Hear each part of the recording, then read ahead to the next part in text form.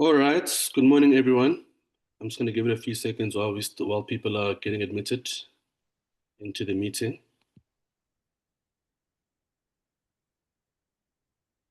Okay.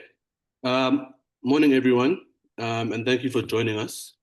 My name is Tebogo Lekubu from the Southern African Liaison Office, and I'd like to welcome you all to this SALO Public Multi-stakeholder dialogue on peace and security issues relating to Zimbabwe and Swaziland. Today's session is public, so you'll notice that the meeting is being recorded and live streamed. It'll also be uploaded to our YouTube channel after this session, so please feel free to share that in your networks for those who might be interested in our work or what we will be unpacking this morning. As always, if you have any questions about this meeting, feel free to email us at info@salo.org.za, and those details will also be posted in the chat. So today's dialogue and its panelists will deliberate on peace and security challenges in Zimbabwe and Swaziland.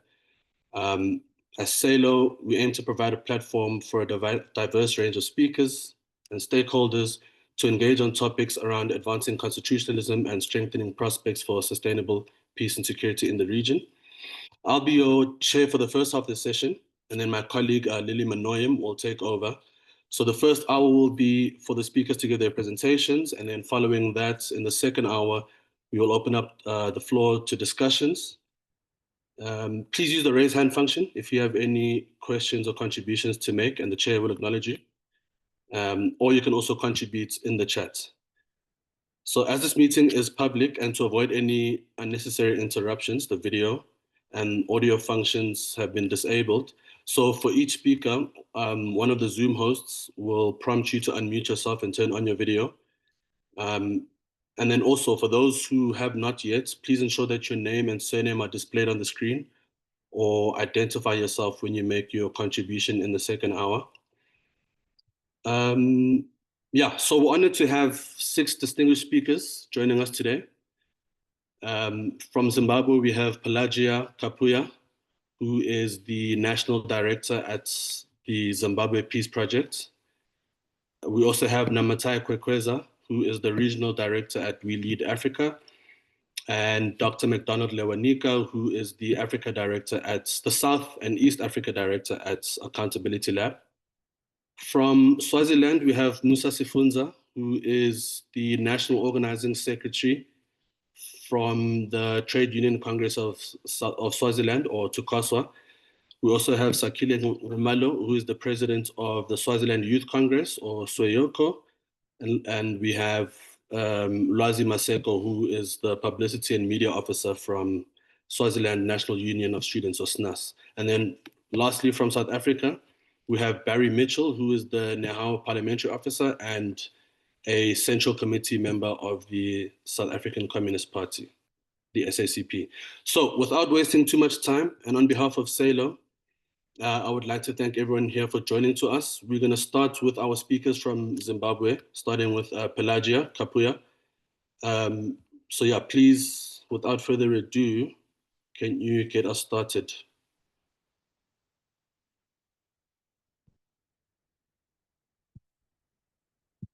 You can unmute yourself now and start your video. All right, let me test it again.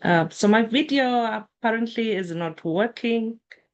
So I'm just going to speed it off so that you can see my face from the picture. That's perfect, thanks. Thank you so much, Tebogo, for the introduction, and to the SALO team for organizing this very important dialogue session, which I think is very timely ahead of the commemorations of the International Day of Peace that we observe annually on the 21st of September. And really the theme this year, cultivating a culture of peace, calls upon all of us to play our part in nurturing peace in all aspects of lives in our own spheres of influence. As the Zimbabwe Peace Project, our main thrust is on monitoring and intervening where there are threats to peace. And we find that the bulk of the time, these threats to peace are usually in the form of human rights violations. That is why, as an organization, we monitor, we document, and we report on the human rights situation in Zimbabwe with a view to expose human rights abuses, where the culture of impunity exists, perpetrators go unpunished, and they become repeat violators. But we also do this work to contribute to the redress that victims of these violations always seek, and sometimes in vain. So we are a hub of verified and credible information and data that can be used for advocacy efforts around issues relating to human rights and peace. From the reports that we currently have, our latest monthly monitoring report on the human rights violations that are a threat to peace, and even our mid-year report, we find that Zimbabwe is really doing badly in terms of cultivating a culture of peace. There are quite a number of pain points that citizens are grappling with across scale, from political, civil, economic, social, cultural, and other spheres that maybe are sometimes called minority rights. We record human rights violations mainly, and when we record, we do an analysis to see who are the main perpetrators, who are the most affected, who are the most vulnerable, what steps are being taken to try and make sure that victims get redress, but also that perpetrators face the law. And we found out that mainly the perpetrators of these human rights violations are the state and its apparatus, placing citizens in a perpetual state of insecurity. It is very disheartening when the state becomes the primary source of threats to peace. We see in Zimbabwe the security sector involving itself firmly in power politics, which is a very sad situation. I can share maybe the top 4 or 5 threats to peace that we've recorded in the past 8 months, not in any particular order, but freedom of assembly and expression has really come out as one of the main threats to peace. The right to express dissent through mass action is suspended. We also saw unlawful arrests of journalists, marking, a stage where media freedom is not guaranteed. We also have recorded in the past 8 months consecutively human rights violations that relate to the right to health.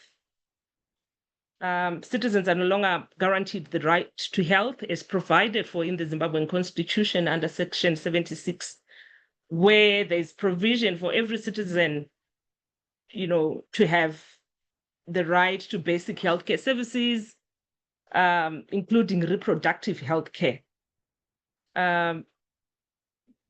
It also, prohibits any person from being refused emergency medical treatment, that same section. But we see a lot of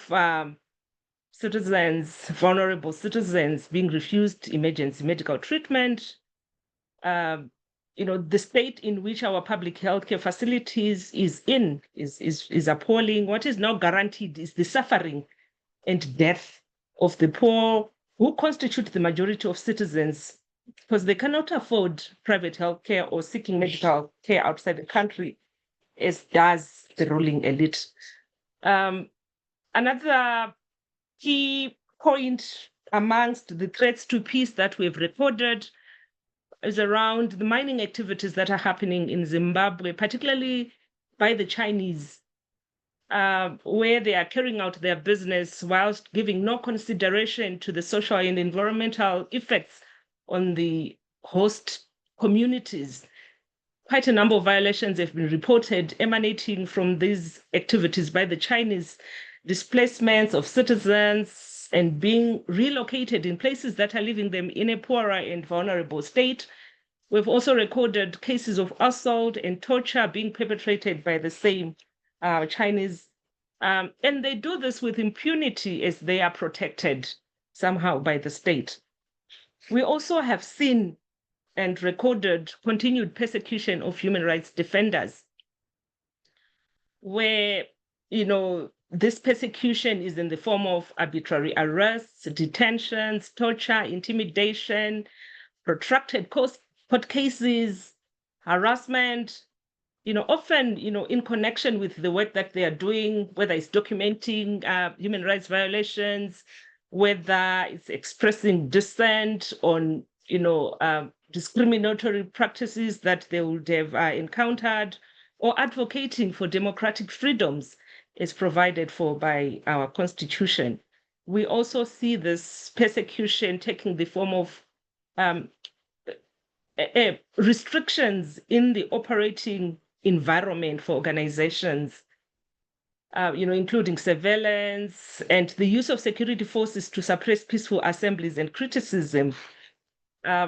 We also see a failure on the act, on the part of the state to bring perpetrators to book. So that culture of impunity persists. And, the culture of cracking down of civic space and making it, smaller really persists. And peace under these conditions cannot be assured. You then ask yourself, how do we cultivate a culture of peace in such an environment? We all know that peace is not just the absence of conflict.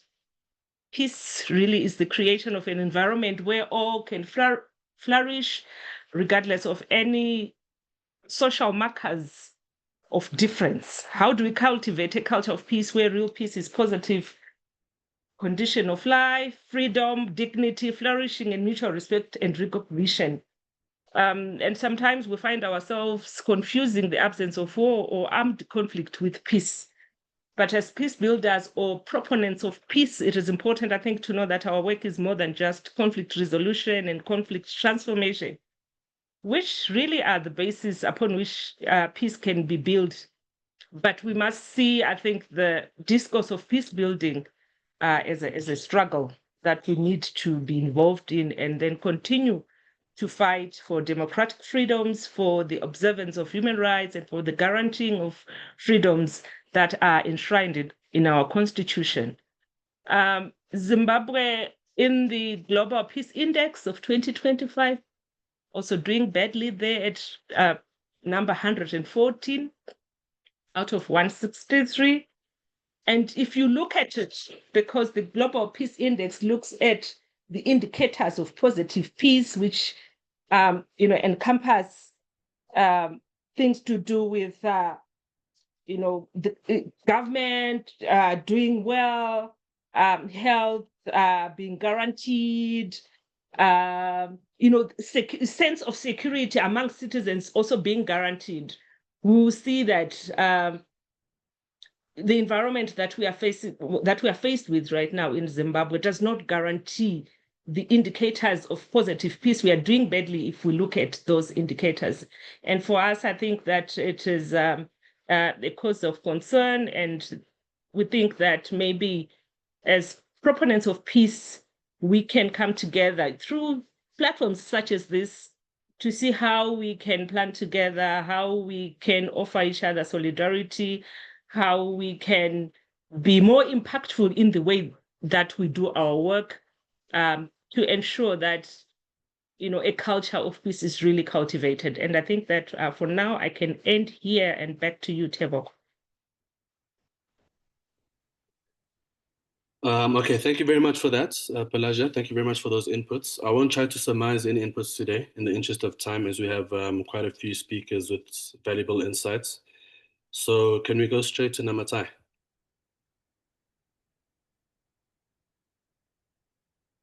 You can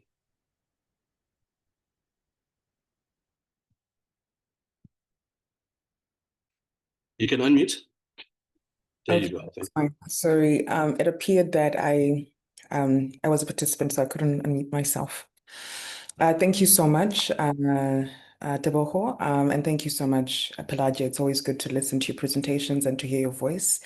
So I'm just going to quickly dive into it, focusing on Zimbabwe, but with a special interest on young people in Zimbabwe. because most of the work that we are working on as We Lead Trust is centered around young people in Zimbabwe. So I think the first thing that I just wanted to start on is basically to talk about, why peace? Like why should we have peace? And the second thing that is critical is to make an inquisition as to what is peace. And I'm going to try and simplify this. This doesn't have to be anything complicated. But the point from which I departure is this argument that is found in the tenets of what we know as human development. And basically, it is a multifaceted process of enhancing people's lives by increasing their opportunities, by increasing their freedoms, by increasing their choices to live a life that has value, a life that has meaning, that has decency and dignity, and it will always encompass what is social, political, economic, and environmental. So the idea of us ascertaining peace or us having peace is rooted in the very foundations of what we call a dignified life for every human being alive. So it's not just a life or some life or survival, but it's actually a life that has dignity, right? It's a life that has dignity for those who live that life.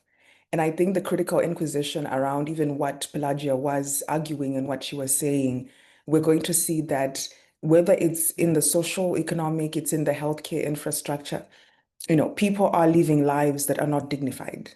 And that causes a lot of agitation, basic fundamentals that are essential for them to live dignified lives, have certain freedoms, are being withheld, through systemic structural violence, through force. So these are some of the things that we ought to explore. So yes, I'm going to be making inference to the Global Peace Index and also making definitions of what is peace from the Institutes of Economics and Peace. And the definition of peace is far extended beyond what is positive peace and what is negative peace.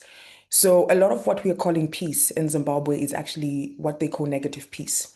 So there isn't really an active war. Like you cannot say, people are being gunned down, and like what we see in the DRC or in Ukraine.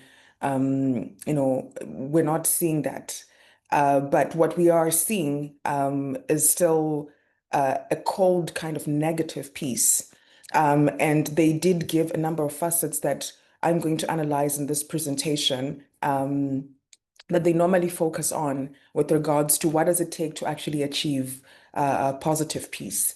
And what we're seeing in Zimbabwe is that we're not scoring on all of these levels. In fact, we're actually much, much below on a lot of these levels.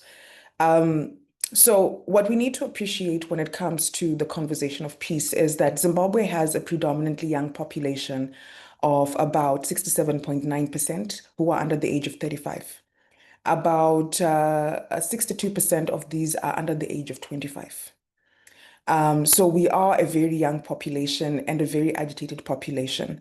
A lot of the things that we are seeing in Zimbabwe that are causing destabilization and conflict emanate significantly to do with security. And mind you, security must not only by default be defined as state security, but also issues around human security. There's a lot of insecurity that is emanating from having poor service delivery, that is emanating from the poor socioeconomic conditions, the material conditions of young people in our country. There's also issues of ongoing fear, repression, issues around substance abuse, which has now become something very critical for us to discuss because it might seem like it's isolated to the extent to which youth have no jobs and they're disgruntled. But over time, we're actually seeing that it seems very systemic and deliberate, in terms of keeping young people in a certain place and in a certain way so that they can't rise up or they can't question and demand for more and demand for transformation. What we're also seeing as a sign of negative peace is the migration. So statistics is saying that between the period of 2021 to 2023, there are more than 900,000 Zimbabweans that left the country. And we know that when the UK opened up its borders to have people who are doing care work. You had people who literally were working in banks, who were quitting their jobs to go do care work in the United Kingdom, because even on the salary of a banker in Zimbabwe, your life would still not have meaning given the systemic and structural issues that one finds themselves in. And that is also creating a culture of negative peace. So we look at all those tenets, things like issues around the business environment, which is not very good. Businesses are closing and they are struggling. A well-functioning government, the government remains centralized and very much partisan.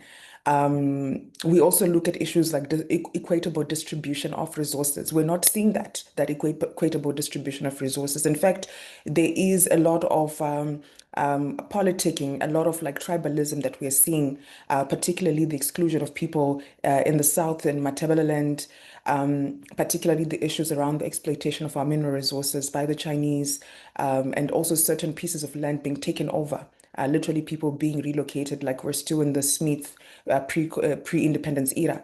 So all of these are harsh realities that people still experience.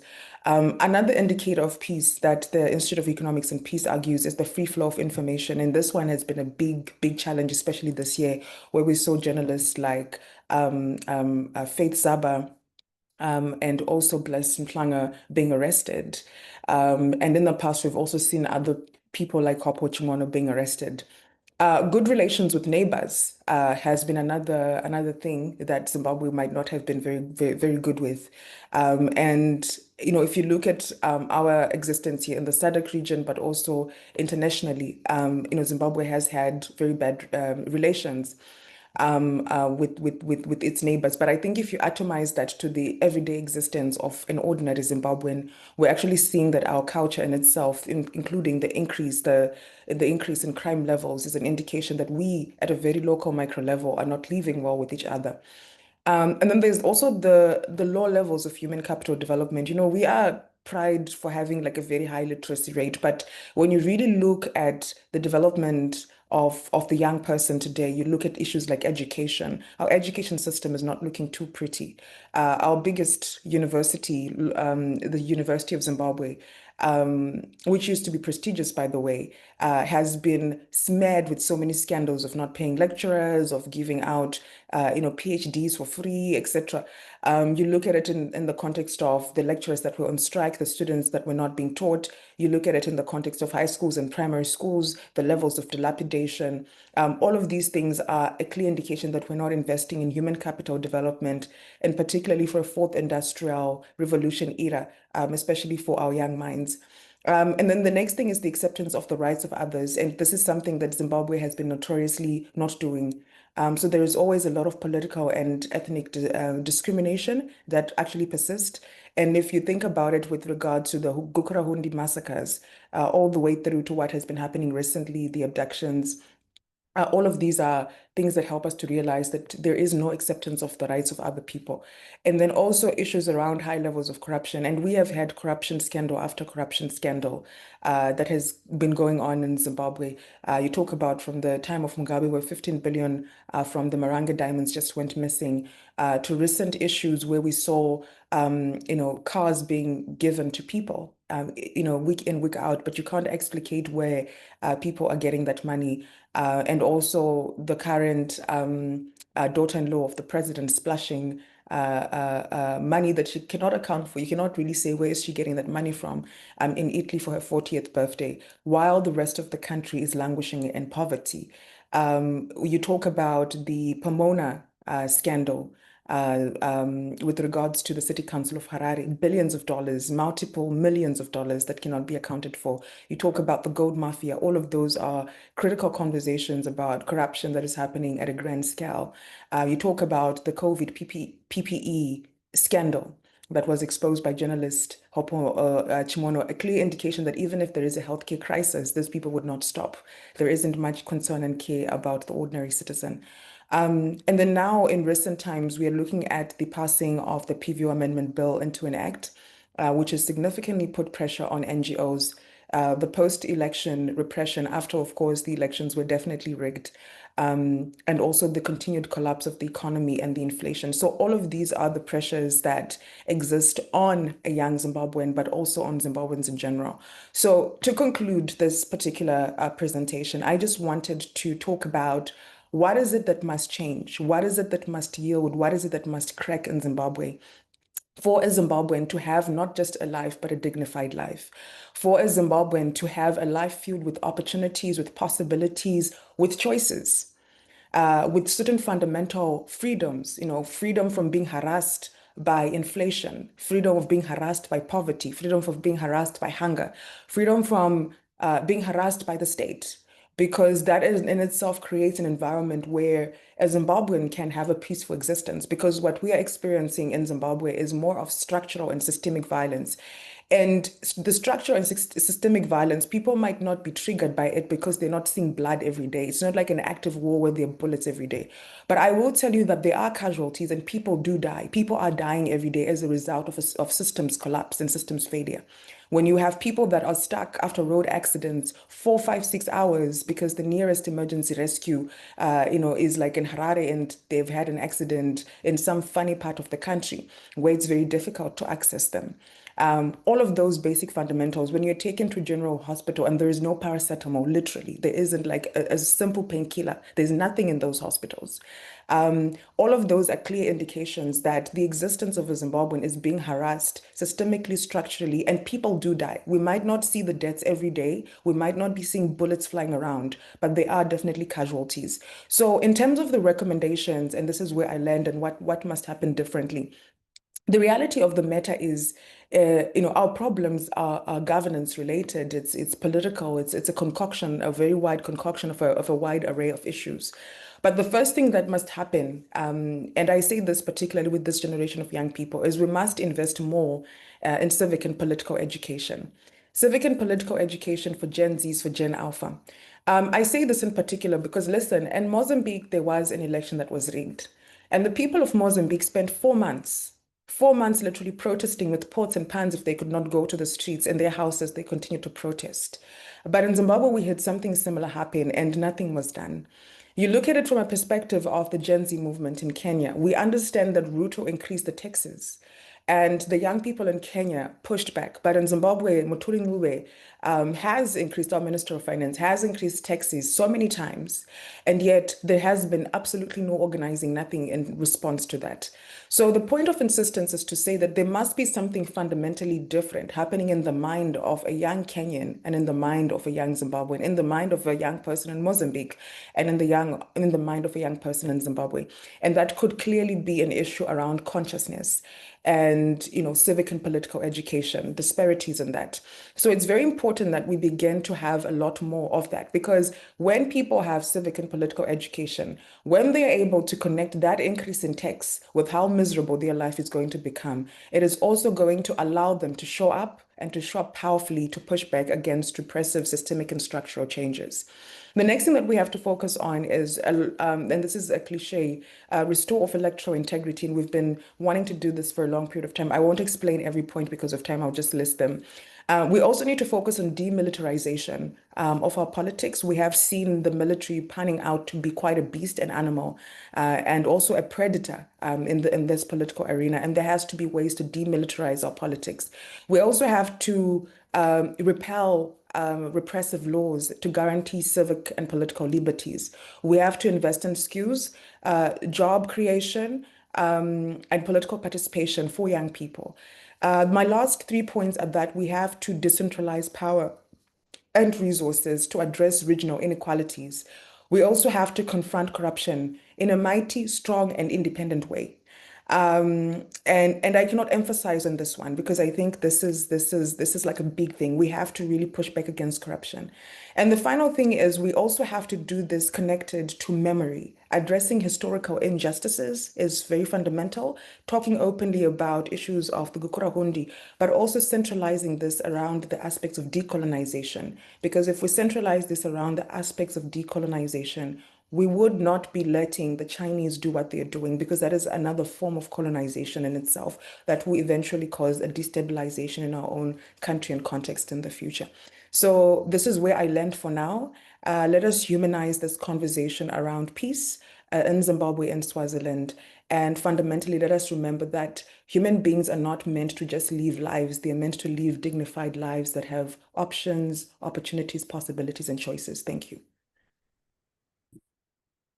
Thank you very much. Thank you very much for those words. Thank you very much for enlightening us on the economic plight, particularly for young people in Zimbabwe, and the structural and systemic inequalities that people in Zimbabwe face. Can we move on to Dr. McDonald, Leonika from Accountability Lab?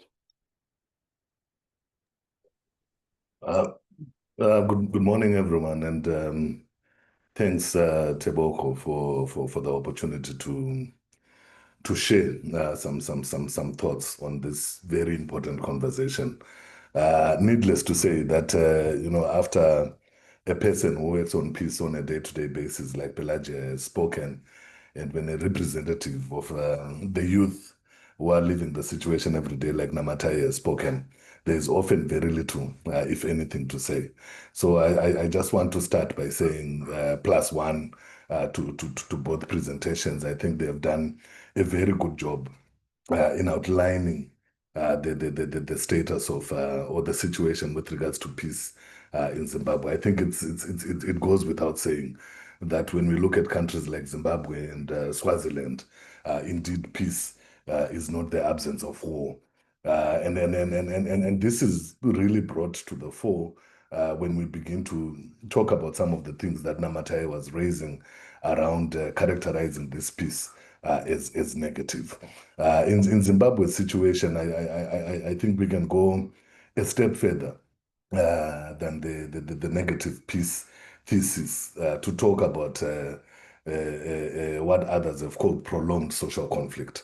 So even though Zimbabwe became independent in 1980, I don't think that there has been a time or a day where we have really lived in a peaceful situation. People talk about the Zimbabwean population or Zimbabwean nation as a traumatized people, and this is on account of this prolonged nature of conflict that has been there from independence, starting with the Gukuraunde atrocities that colleagues have mentioned, the violent episodes in 2008, the coup in 2017, and the challenges that confront the country at this particular point in time. So rather than characterizing the country as one that is undergoing negative peace on account of all the things that have been situated, I think that it is also okay to see Zimbabwe as a country that has had conflict in perpetuity, and this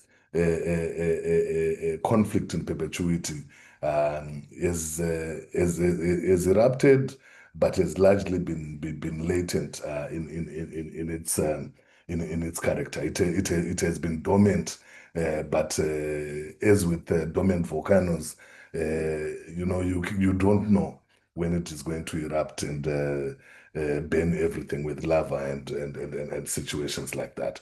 So there have been eruptions, but conflict has also been dominant for prolonged periods of time on account of the reasons that my colleagues have placed on the table: issues around social inequalities, economic inequalities, and political instability or political conflict, so to speak. So these issues, which people tend to call elements of relative deprivation, socio-politically and economically, have characterized this situation that we are sitting with, leading to a situation where conflict is in perpetuity and where the peace itself is fragile. And I say that the peace is fragile because when we look at the context of Zimbabwe, despite the dominance, despite the latency, despite the negative nature of the peace or the prolonged social conflict, or what I have called conflict in perpetuity, where we sit right now, we sit in a situation where eruptions can occur on account of a variety of factors, and I'll just mention three. One is related to the political opportunity structures. So those who follow Zimbabwe would know that we are in an interesting phase where the current president is serving his second and constitutionally his last term in office. In that particular situation, there are at least two political opportunity structures that may lead us to a situation where the peace ceases to be negative, where the negative peace or latent conflict is actually translated into something that is live. Number one, resolutions around the succession question and the related political infighting can escalate to a situation where Zimbabwe easily becomes a country steeped in overt conflict. So how and whether the ruling party ZANU-PF manages the succession question before we get to the country is a cause for concern and something that is worth watching. And early signs indicate that there is dissensus within the ruling party. And here we are not just talking about a normal ruling party. We are talking about a ruling party that is a conglomeration or a cooperative between nationalists from the pre-colonial period who decided to become politicians and militants from the colonial period who decided to become soldiers, and some of them became generals and commanders. So that's not something to take lightly, and we know what happened with the failure to manage succession prior to the Emmerson Mnangagwa regime with the toppling of Robert Mugabe in the coup in 2017. So whether and how ZANU-PF manages the succession question is a threat to peace in the country and something that we need to be on the lookout for. The second thing allied to that political opportunity structure for conflict in the country is the possibility of amendments to the constitution in order to extend the term of the current president. Now, that itself is a potential cause for serious conflict, in part because in ZANU-PF, people are not completely agreed that this man has done a good enough job to have his term extended or to rule in perpetuity. Because others want to come in. Then secondly, as citizens, we thought we had started a culture when we came up with the constitution in 2013 where there would be limitations to power through term limits where the presidency is concerned. So that is a powder keg in itself waiting to explode. And I know that people like Pelagia and Namatai will be activated by this point, whether they actually can be able to do something meaningful where the issue itself is concerned, I'm not sure, but I know that that is a potential cause for serious conflict internally in ZANU-PF and externally where citizens where citizens are concerned. The third point that I want to place on the table is possibly an explanation for why this conflict in perpetuity persists. Is one that I borrow from our analysis around political settlements in Zimbabwe. So one of the things that Accountability Lab does is that it leads political settlements analysis where Zimbabwe is concerned in a partnership with the University of Manchester. And we've been studying the situation around configuration of power in the country. And they've come to the conclusion that Zimbabwe that Zimbabwe is presided over by a political settlement that is narrow and concentrated in nature. Power is obviously in the hands of a small, exclusive group of people who we can predominantly locate within ZANU-PF. And it is highly concentrated in the hands of the executive, in this case, the Presidium, Emmerson Mnangagwa, his deputy, Constantino Chiwenga, and the other deputy who is less material for this particular conversation. Now, what that does is that, well, as part of that political settlement arrangement, we then find ourselves in a situation where people who do not necessarily belong to the bloc of leaders, the one led by Emmerson Mnangagwa, who are either contingently loyal to him or opposed to him, may not necessarily be strong enough to cause serious trouble for the regime in ways that can lead to to a situation where peace in its manifest fashion begins to exist. When you look at the state of the opposition, if we have an opposition to look at all in Zimbabwe, you get a sense of exactly what I'm talking about. So there is a small cabal of people in Zimbabwe who have concentrated power in their hands. Now, because the opposition cannot cause any trouble for them because it is largely non-existent on account of their political machinations and actions, we then find ourselves in this space where conflict is latent, where conflict exists at a social level and exists in perpetuity. Added to that concentration of power in the hands of the few, you then have a situation where citizens are unable to do much, primarily on account of fear. The first one is fear of failure. I think there are citizens who have led protests, we have challenged the state in all sorts of interesting ways. I think this year we had the emergence of someone called Geza, who was trying to do something, especially around the succession and term extension question. And at this point in September, when we are talking, his efforts have largely failed.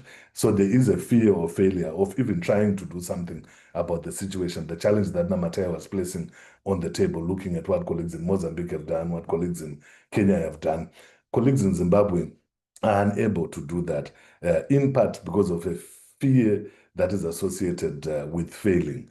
But those who are more tough in their analysis than I would extend the analysis and say that Zimbabweans are a conflict-averse people. So they are actually afraid of coming to a head with the state, even in situations where the state within which they're existing is a situation of negative peace or perpetual conflict at a social level that I mentioned.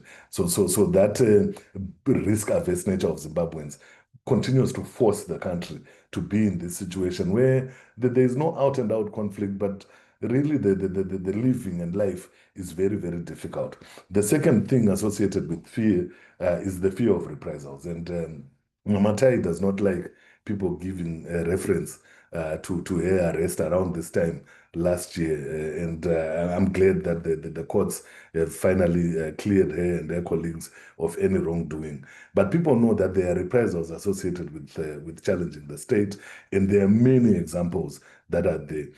Outside the individuals, we also have the Gukurahundi episodes and the 2008 killings of opposition activists as an example of what can happen to you if you decide to challenge the situation in order for us to have a situation where the peace is much more progressive. So there is this fear of reprisals, but there is also a harvest of fear from these past episodes of what the state can be able to do when challenged, that force us to continue to exist in stasis in this situation where there is no real peace, but there is no out-and-out conflict itself, leading to all sorts of morbid symptoms emerging. Just to conclude, in terms of what needs to be done where that situation is concerned, I don't think that I can add much more to what Pela and Namatai have placed on the table. Ultimately, what we are faced with is a situation where activists, progressive institutions, and those who really love peace in the context of Zimbabwe need to continue to push for some notion of social justice. When we talk about relative deprivation economically, socially, and politically, we are talking about an unjust situation which needs to be corrected. So part of that answer is a social justice agenda that is steeped in the politics of ensuring that there is recognition of everyone who lives in the land, whether you are from the west or east, north or south, especially where previously marginalized groups are concerned. We need to make sure that there is a justice agenda that ensures that there is redistribution of wealth. Namatai touched briefly on the huge show of largesse that is taking place in the country on account of people who are politically compromised but closely allied with the leaders bloc, the Emerson Mnangagwa family and stuff like that. We have seen that with the daughter-in-law recently in Italy. We have seen that with Wignell Chivayo across time, and we have seen that in many places.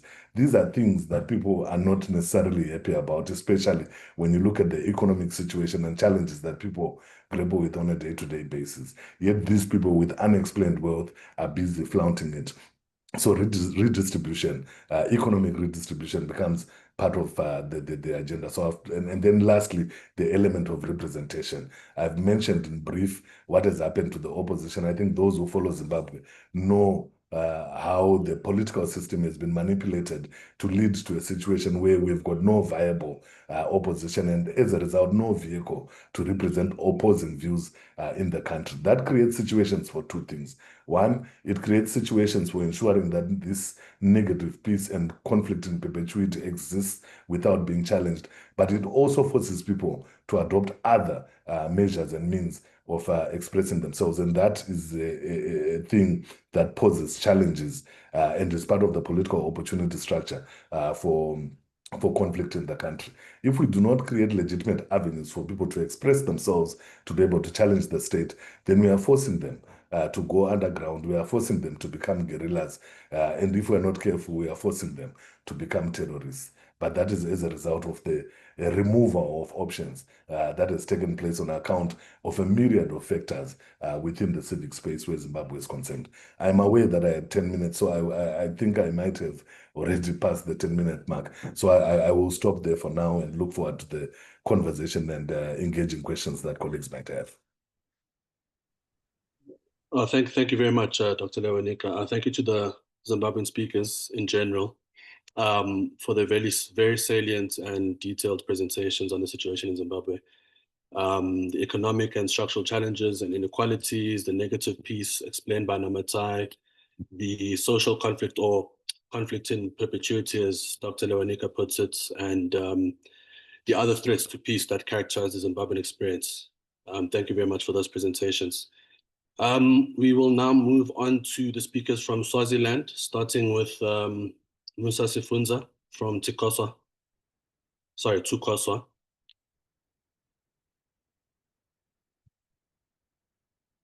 Musa, are you with us?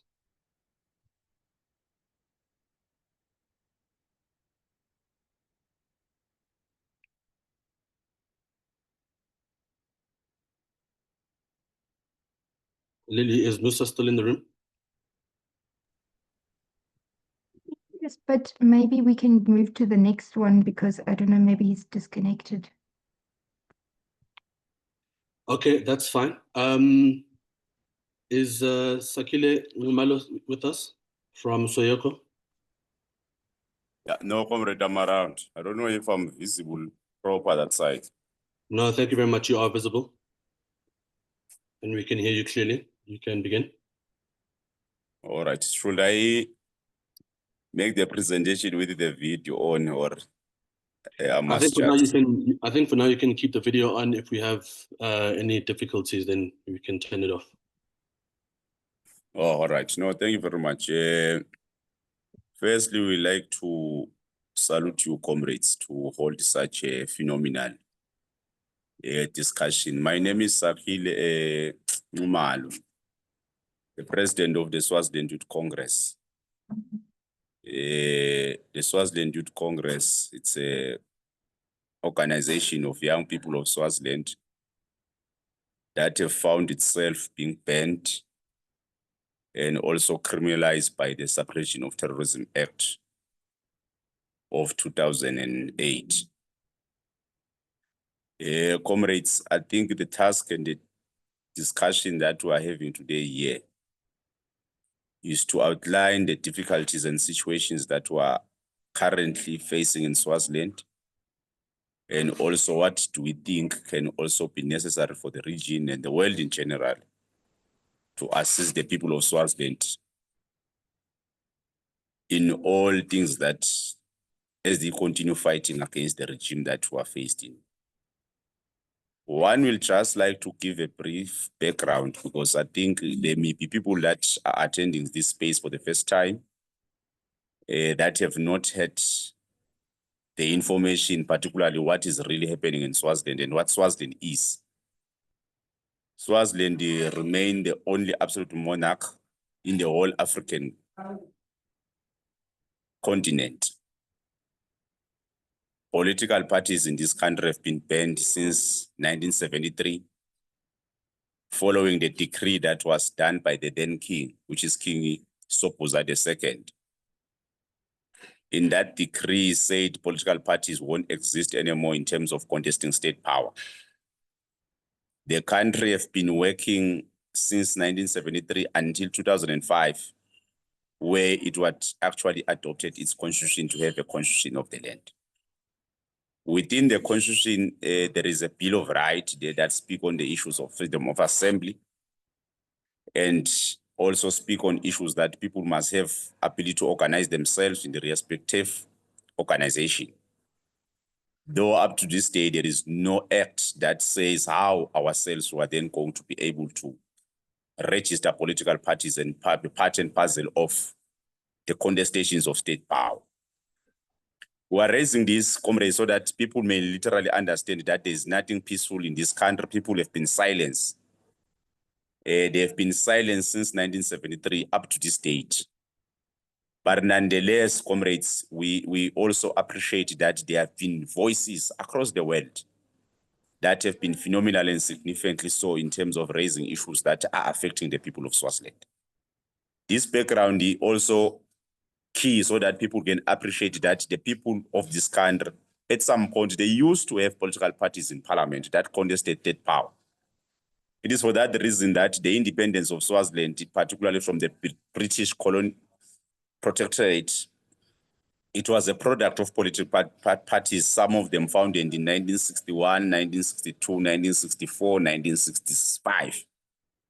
These different political parties were part and parcel of state power in the first election that they conspired in the 1967, of which that was a breakthrough of the actual independence in 1968, even though the independence was delayed because the independence was supposed to happen in 1967, but it was delayed because there was a discussion around the issues of land. The then king wanted the land to be transferred to the royal family and also be the one that had the custodian of the land of this country. But the then party, which was the white party at the time, this agreed completely that you can never transfer land to individuals, but the land, the state must be the custodian of the land. Until 1968, where independence in Swaziland was then proclaimed as independent country in 1968.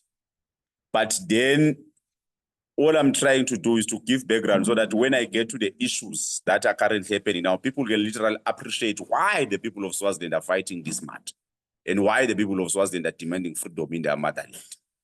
So they then, in 1972, there were second elections where the Ngwane Liberation Congress won 3 seats at the Lobombo region because Swaziland is divided into 4 regions. There is Manzini, there is Ho, there is Shiselweni, and then there is the Lubombo region. In the Lubombo region, the Ngwane Liberation Congress, which is a political party that still exists now, it used to have many members that were members, people that were working in mines in South Africa. So they had interaction with organizations in South Africa, particularly organizations of workers, organizations, and some of them political parties that they were there existing in South Africa. Though South Africa was still oppressed, but there was many influx of Swazis that were working in South African mines. So during this interaction, some members come back home and then organize what is called the Ngwane Liberation Congress. And today is still existing though, the Ngwane Liberation Congress. It tasted to be members of parliament in the elections of 1972. After there was confrontation now in parliament, there is opposition of ideas, where ideas must be tested because we believe that it is improper to have a country where there is unionism. There is just unilateral decisions that are taken. People are not involved. So during the 72 election, then something tragic happened. After that issue of having the Ngwane Liberation Congress in parliament, then the king decided to form the army. And after the formation of the army in 72, in 73, they just ban political parties. And those that were members of this parliament at the time, some of them they were exiled, some of them were declared non-Swazi, some of them were even expelled in the parliament of state. So I'm raising this so that people can appreciate what is really the gist of our struggle. And it's not like the king was just, or the royal family was just a thing of the people. Because Swazis by that time were not educated enough, they accepted the royal family. They thought from the colonial yoke, because the royal family was looked like a close relation thing to them, it was viewed as something that is going to assist them. But now the people of Swaziland have risen up to say they don't want this royal family. Currently, we've got so many issues that are transpiring in the country. I think many of you may literally know that the king now have summoned young girls to Umhlanga, of which some they are speaking that Umhlanga is a cultural thing. For us in Swaziland, is not. It's something that is used to view the royal family, or to sanitize the royal family and look to the world as a big thing and something that is being loved by the people of Swaziland. One thing that people doesn't know is that these girls, some of them, they are forced. If you have a child at a rural area, you are not taking that child to the Umhlanga. The kid or the family is going to be fined a cow, or the family is going to be fined a goat. So it's something that is happening. People may think that these are just a fallacy discussion. We got serious people that are facing serious challenges because they refused with their own kids to be taken to Umhlanga, and they refused before. And some of them, they are facing eviction. As we speak today, we are having a Mamba family that refused what is called Bemandi. The people, they go around the country collecting small things from the different homes for ritual, which is we're going to be having. The king will be having the ritual called Inkwadar around November or October, but it's starting sooner than after Umhlanga. They are going towards Inkwadar. So these Bemandi were going across the country collecting small things, and these things are used for the rituals by the king. So these men refuse to say the people must enter his home. Today, as I'm speaking, this kid have passed on. Just it was a natural death, but the chief, the local chief, is refusing him to bury his loved one. As we speak, this man doesn't know. He also lost his job because he was working somewhere at the Central Bank of Swaziland. He lost his job just because he refused these people who were going around. And these people are sanctioned by the king to go around the different homes, forcefully so. You don't even have to question. If they arrive, you must take off something. You give them clothes, you give them what is used for ritual. That is currently happening in Swaziland. I also want to report to you, comrades, that there is also something that you, comrades, may think it's something that is a far-fetched. Recently, the cabinet, through the prime minister or the king, as the head of state, have taken 5 criminals who are coming from the United States of America. And what we have already did is that these people that have been criminals there in the United States of America charged and sentenced, their respective countries have not been informed by these things that have already happened. So it's something that was done unilaterally just because the king wanted money. And already the United States of America have declared that they've given the king 2 billion for these people to come to Swaziland. So it's beyond the issue of having people taken from different countries because their families don't want them, what, but the king is always after man. And this thing is a violation, because the parliament was not even consulted at all about this development, that there are going to be people that are coming as far as the United States of America to come to Swaziland, and also with whatsoever money. But even the executive, even the parliament itself was not consulted. It was just a unilateral decision between the prime minister and the king to say, no, I'm going to allow these people to come to Swaziland. The other thing that you must also understand is also a huge influx of young people in Swaziland that are in the jails. The jails of this king, of King Mswati. We got about 79 young people that have been in the hands of Mswati, and some of them, they've not been taken to face judges of these lands. The cases are keep on postponed. They are charged with terrorism, they are charged with sedition, and some of them, they are charged with murder. We got the influx of young people that is plus or minus 300 young people have escaped this country to different countries, running away. They are wanted alive or dead. And there is also a serious challenge where we are losing many young people in Swaziland that are leaving the country, going to respective countries to search for opportunities, because the situation in Swaziland is no more bearable. As I conclude, because my time is already up, I think I was given 2 minutes. As I conclude in the next 5 minutes, I would just like to say, comrades, we also have a situation in Swaziland where the education of this country is totally collapsed. And how this education has been collapsed completely, we are having a king that prioritizes these traditional gatherings of Umhlanga. As we speak, the schools have been postponed by a week in Swaziland. And in a week time after the opening of school, those that are doing Form 5 in South Africa is called matric, in other countries is called a different, will be writing an examination, which means between the opening of the school is only a week between the final examination for them to decide their future. So we are facing that challenge now, and I think I will end the others will also add from Swaziland. I don't want to waste much time. Thank you very much. Thank you very much, Musa, and apologies for rushing you to conclude there. Do we have Musa Sifunza from Tukosa?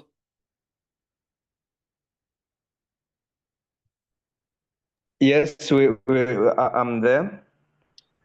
Thank you very much. You may proceed. I'm not sure if my video is visible. Yeah, you're visible. You're visible. Oh, okay. Yes, good morning to everyone here, colleagues, and thank you so much, SALO, for hosting us into this discussion. Thanks to the last speaker, Comrade Sakile, for having at least taken us through the background. I would have loved to also mention that in Swaziland, it is known to be an absolute monarch, and probably most of us would know what absolutism would bring into a country small like ours, because it brings to us a king that is immune to a number of things, and it takes unilateral decisions. So his decisions, they just go. So with this absolutism, we found ourselves not being able to enjoy fundamental human rights that are enshrined in the Constitution that was adopted in 2005. So we are struggling. I will take the perspective mainly, I'll be biased on the labor side because I'm a trade unionist. I would love to say we are facing a number of issues here that are a threat to the peace in Swaziland. First of all, we are being denied our rights to freedom of assembly and association. Sorry, excuse me, Musa. Swaziland, it is, yes? Can I ask that you just turn off your video? Maybe it might be better. We'll be able to hear you better.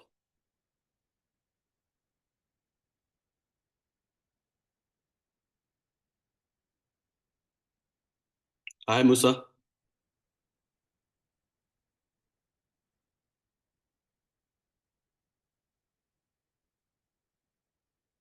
Is it me or have we lost Musa? I'm not sure. I can hear you. Okay, sorry, you may continue. Do you hear me? Oh, okay. Yeah, I was saying that freedom of assembly and expression has been denied to workers and the general public in Swaziland. Ever since, you will recall that in 2021, we've gone through what we called the 2021 uprising, which was a result of relentless efforts by our society in terms of expressing dissatisfaction on how the regime is ruling in the country. So we find ourselves that with the banning of political parties, people will find expression in other organs, including labor. So that is where they will be voicing, when labor voices out the socio-economic issues, then it will eventually be viewed as a political discussion, or people are now using the trade unions in terms of expressing their political dissatisfaction. So that is the reason that we find ourselves now being denied freedom of assembly, because when we want to have our own protests as workers, we are viewed as people who are disguising. Actually, we are raising political issues. So this is what we are faced with. And this is, according to us, a violation of Convention 87, which allows us freedom of assembly and expression in Swaziland. And with such activities having been organized, we find ourselves now being subjected to state brutality with the use of police and the military to squash any protest that could have been.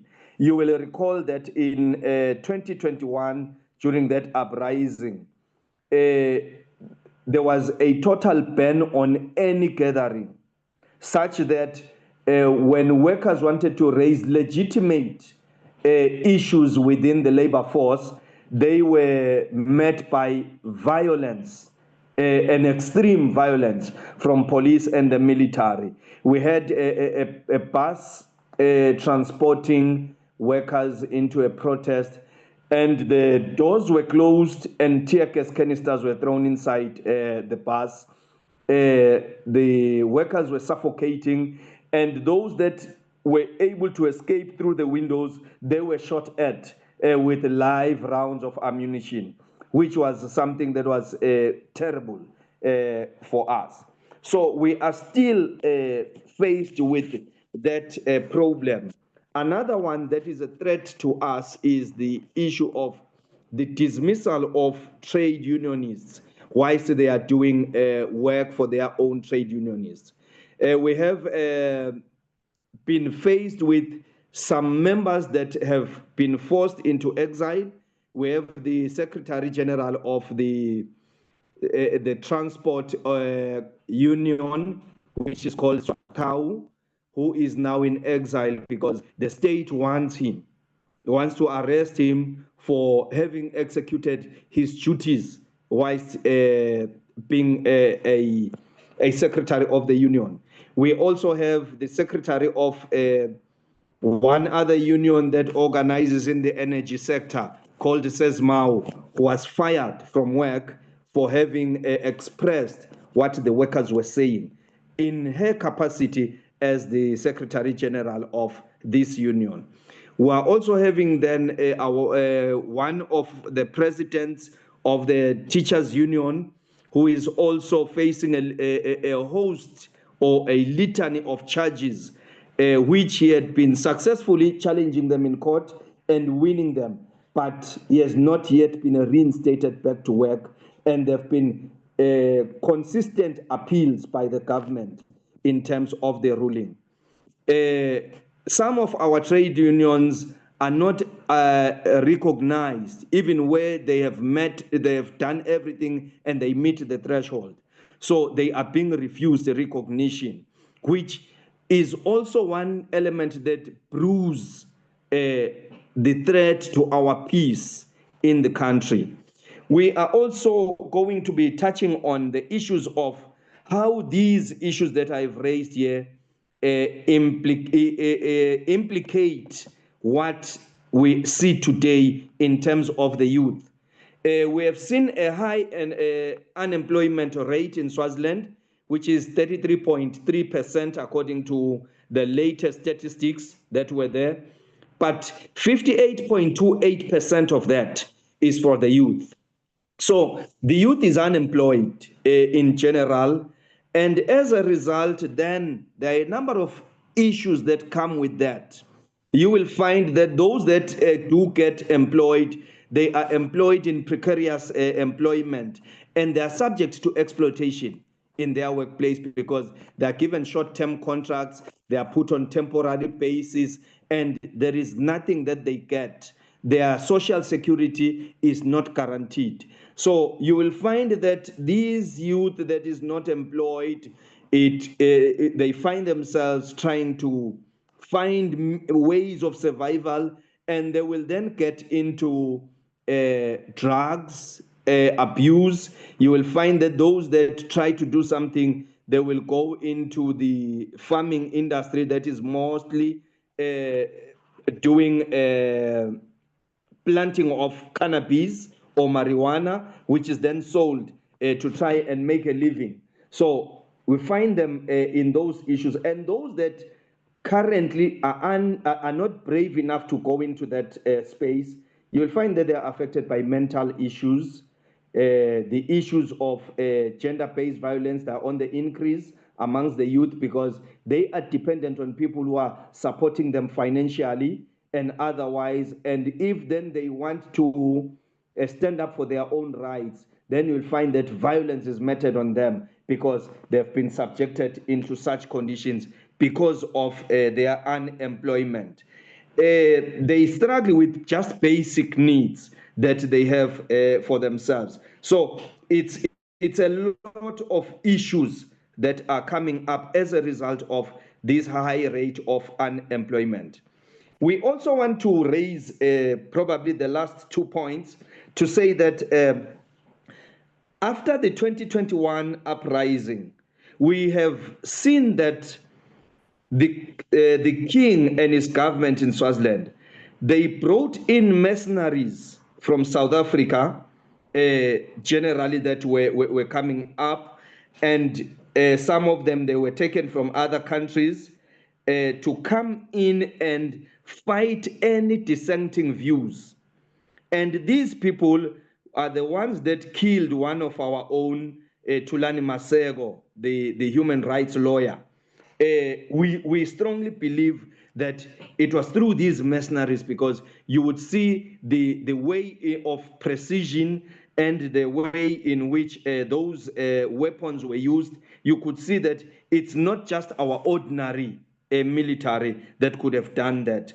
But then, because it was state-sponsored, we believe that this is the result of what the king can do to any dissent in the country. So there were a lot of these political killings. But now we see what Sakile raised earlier, the bringing of US criminals into the country, and they are kept in our jails. We have seen these trends in other countries and in other liberations, whereby these criminals will be used to eliminate people who are fighting the government of the day. And you can't trace them in any way. So this is a threat to us and our peace in the country. But then the last one would be that we are raising these issues. We are also noting that SADC would not be interested in arresting this situation. Why? Because we have seen the king recently, a month ago, he has been given the deputy chair of the SADC Troika organ. And this says that the SADC members have confidence in the king. But on our view, we see a king who has sanctioned his military on his own citizens, and people were killed. So we do not take this one kindly, because if SADC would unite and give the deputy chair to such a king, then it says to us we are in deep trouble when even members of our region cannot do anything about this. But we are also seeing the control that comes from the West in the US, bringing these criminals. And one thing that was so of note on this one was that the countries from which these criminals come from, they do not want to accept these criminals. But us, as a small country like Swaziland, we have accepted them. What is our way forward then? Mine would be to say Zimbabwe and Swaziland, seemingly they are born of the same mother, because the issues that we are confronted with seem to be the same. Maybe we can work in collaboration to make sure that our cases are filed to all relevant bodies. And as we run our campaigns, we must not separate the issues. We must bring in both Zimbabwe and Swaziland in all our campaigns so that our voice is amplified out there and everybody understands that Swaziland and Zimbabwe face similar challenges. Let us package our campaigns in a similar way and then fight these suppressive legislations that have been passed. I know that in Zimbabwe, there's a legislation that talks about patriotism. You can't speak your mind about the country because you will be seen as non-patriotic. We are also experiencing the same in Swaziland. We have a bill that has been coming in for the NGOs, which is closing any space for the NGOs to exist in Swaziland. Yeah, for now, let me stop there. Thank you very much, Teboho. Thank you very much, Musa, for that comprehensive presentation. Can we move swiftly to our last Swaziland speaker, Lwazi Maseko from SNAS?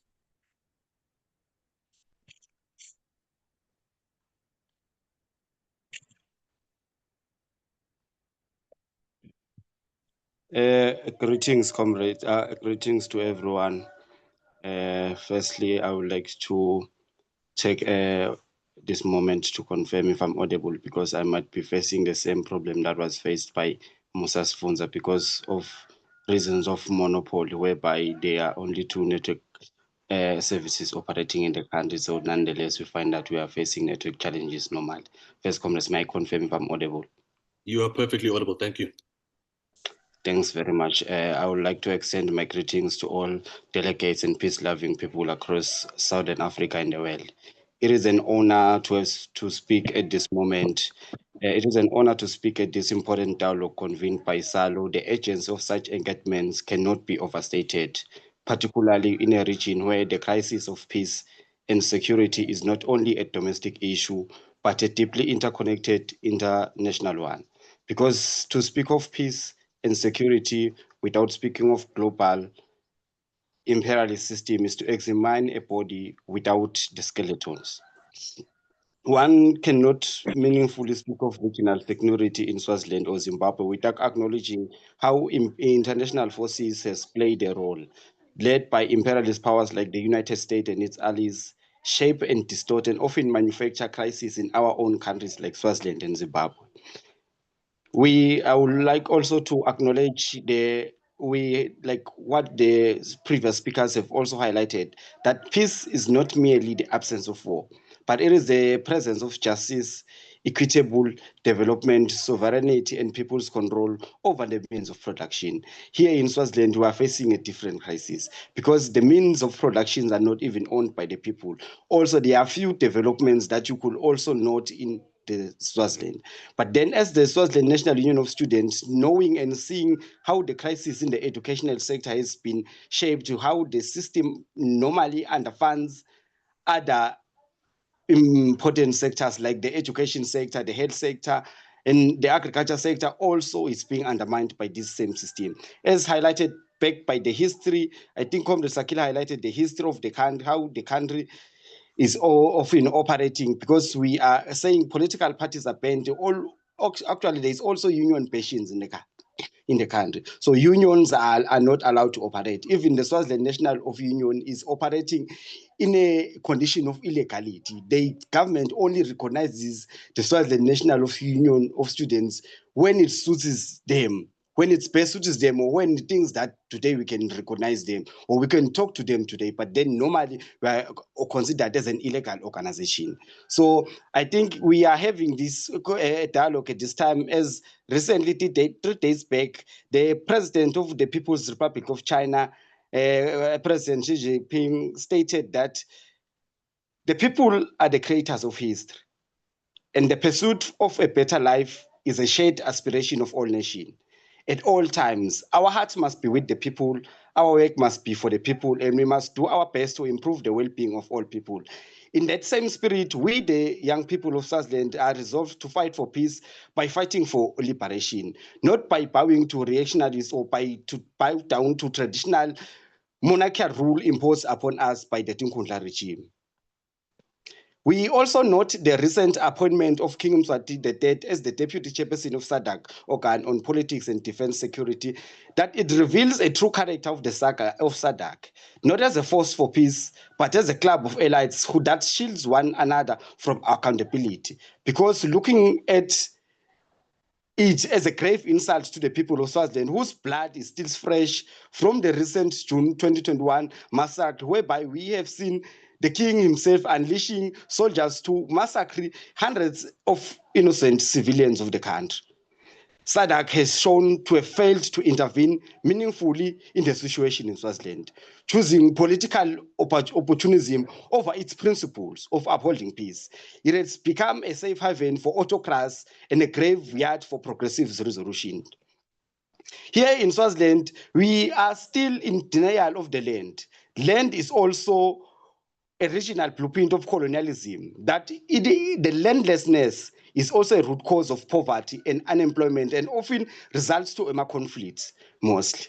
Here in Swaziland, however, the land remains a weapon of oppression. It is still controlled by the monarchy, Mswati himself, and under his fraudulent Swaziland national land system, where the people are tenants in their own bedland, where they are supposed to pay tributes to chief or also to the king in order to be given land, that also the land belongs to them. So they have to pay a cows a certain amount to the chief so that they may be given a portion of land, on which in certain times they will find that there will be in normal circumstances, we find double allocation of land by the same chiefs.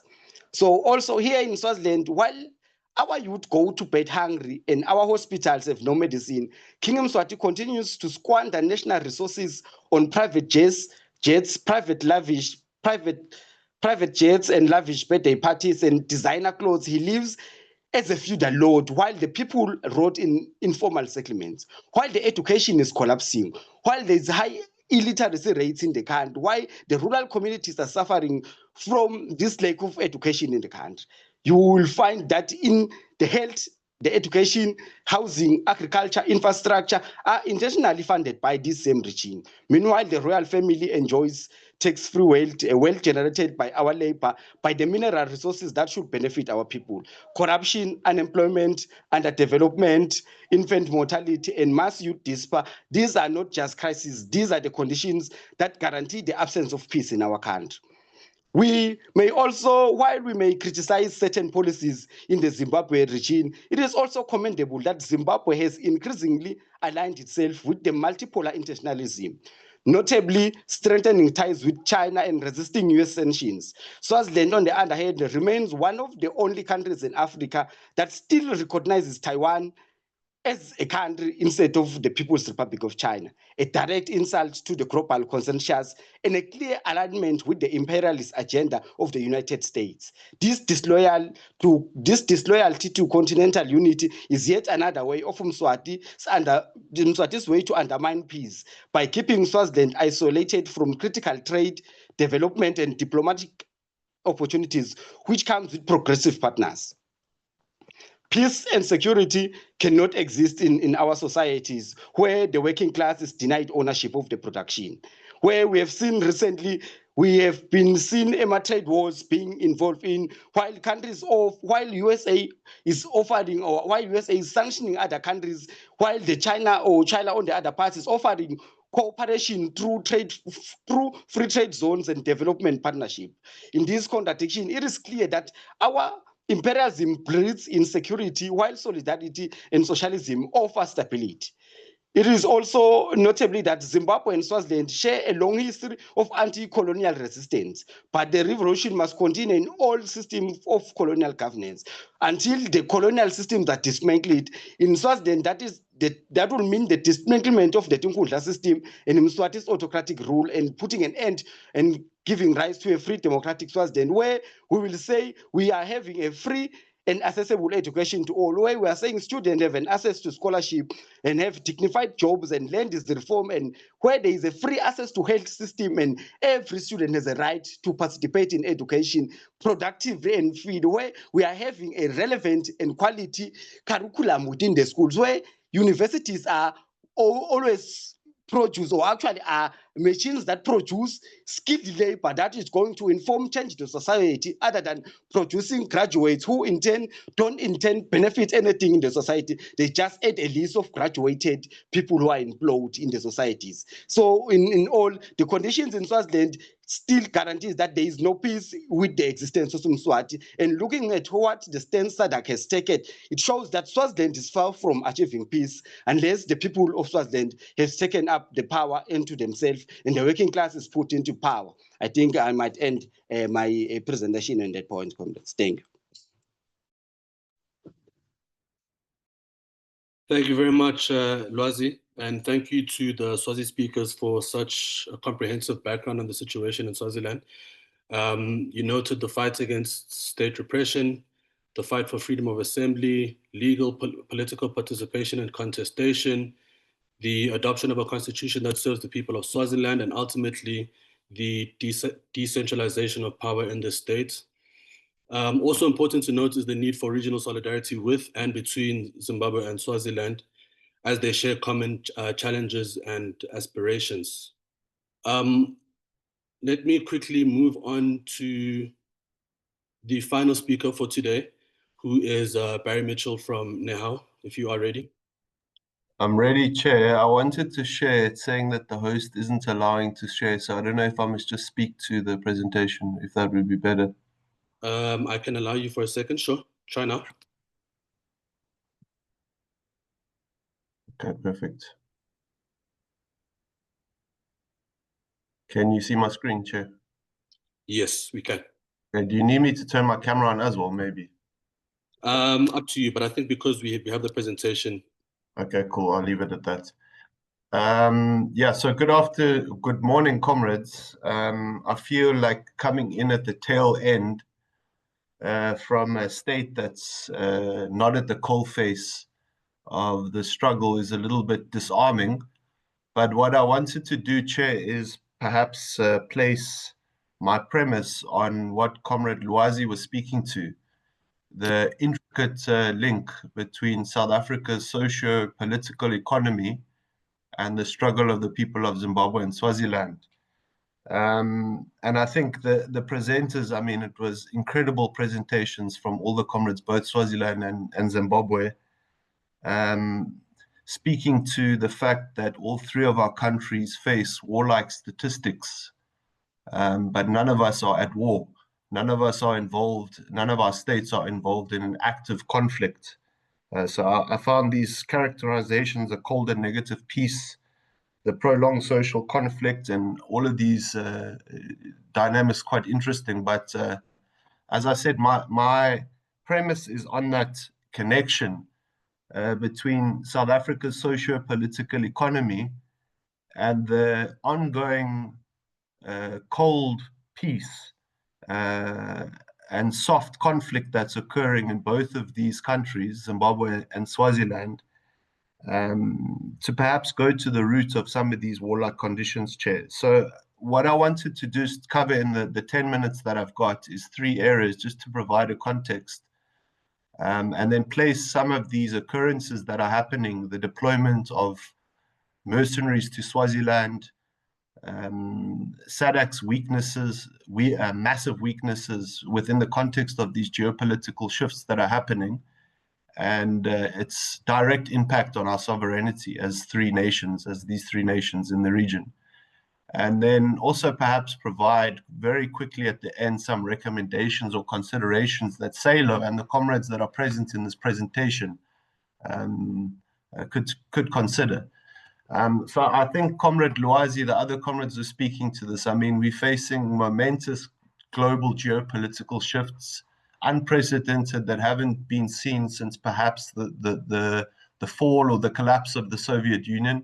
3 days ago, Chair, we saw the convening of a number of states or nations in Shanghai,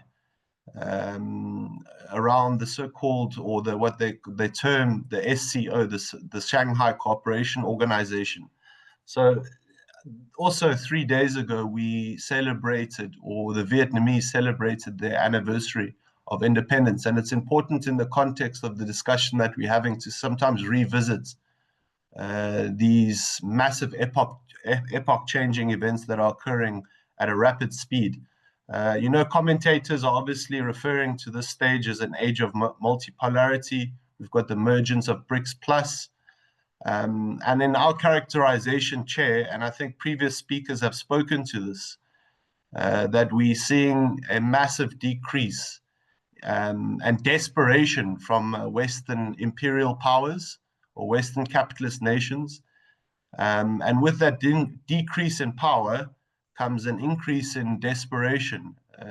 The ascension of Trump hasn't helped it, but the decline of the West increases conflict, tension, trade wars, all of these very, very negative impacts, crisis-causing impacts as a result of these changing geopolitical effects. And why am I presenting this important aspect is because it has a direct bearing on our region, on our socio-political economy and our trajectory, Chair. And I'm not saying that South Africa's national policy determines the policy of Swaziland or Zimbabwe, but it does have a massive influence. And what we're seeing in the South African context, again, I'm not at the coalface of the struggles of the people of Swaziland or our comrades in Zimbabwe, but it is having an impact, these geopolitical shifts on our own policy positions that used to be considered very progressive. Within the context of our 1996 constitution, obviously the historic Freedom Charter that speaks to issues that Comrade Lwazi was speaking around, healthcare, education. And at the bone of contention, Comrade Chair, this is important, in our understanding, is the negotiations around AGOA, the African Growth and Opportunity Act, which is perceived to give or provide African states with some benefits or trade deals that would be beneficial for their socio-economy, but in reality, they're not. And it's been used as a flagship by the West, by the United States in particular, to kind of put a stranglehold on any progressive policy positions that we want to achieve, both in the region and the continent and within South African context.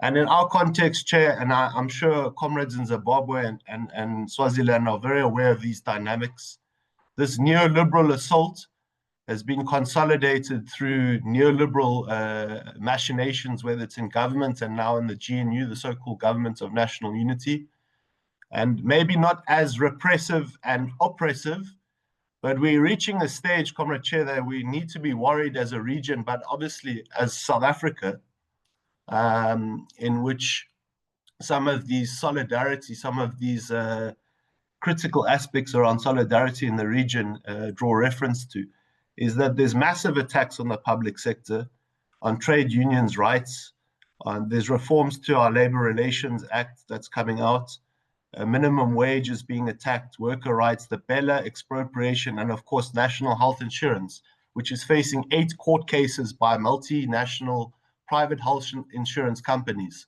that operate within Swaziland and in Zimbabwe.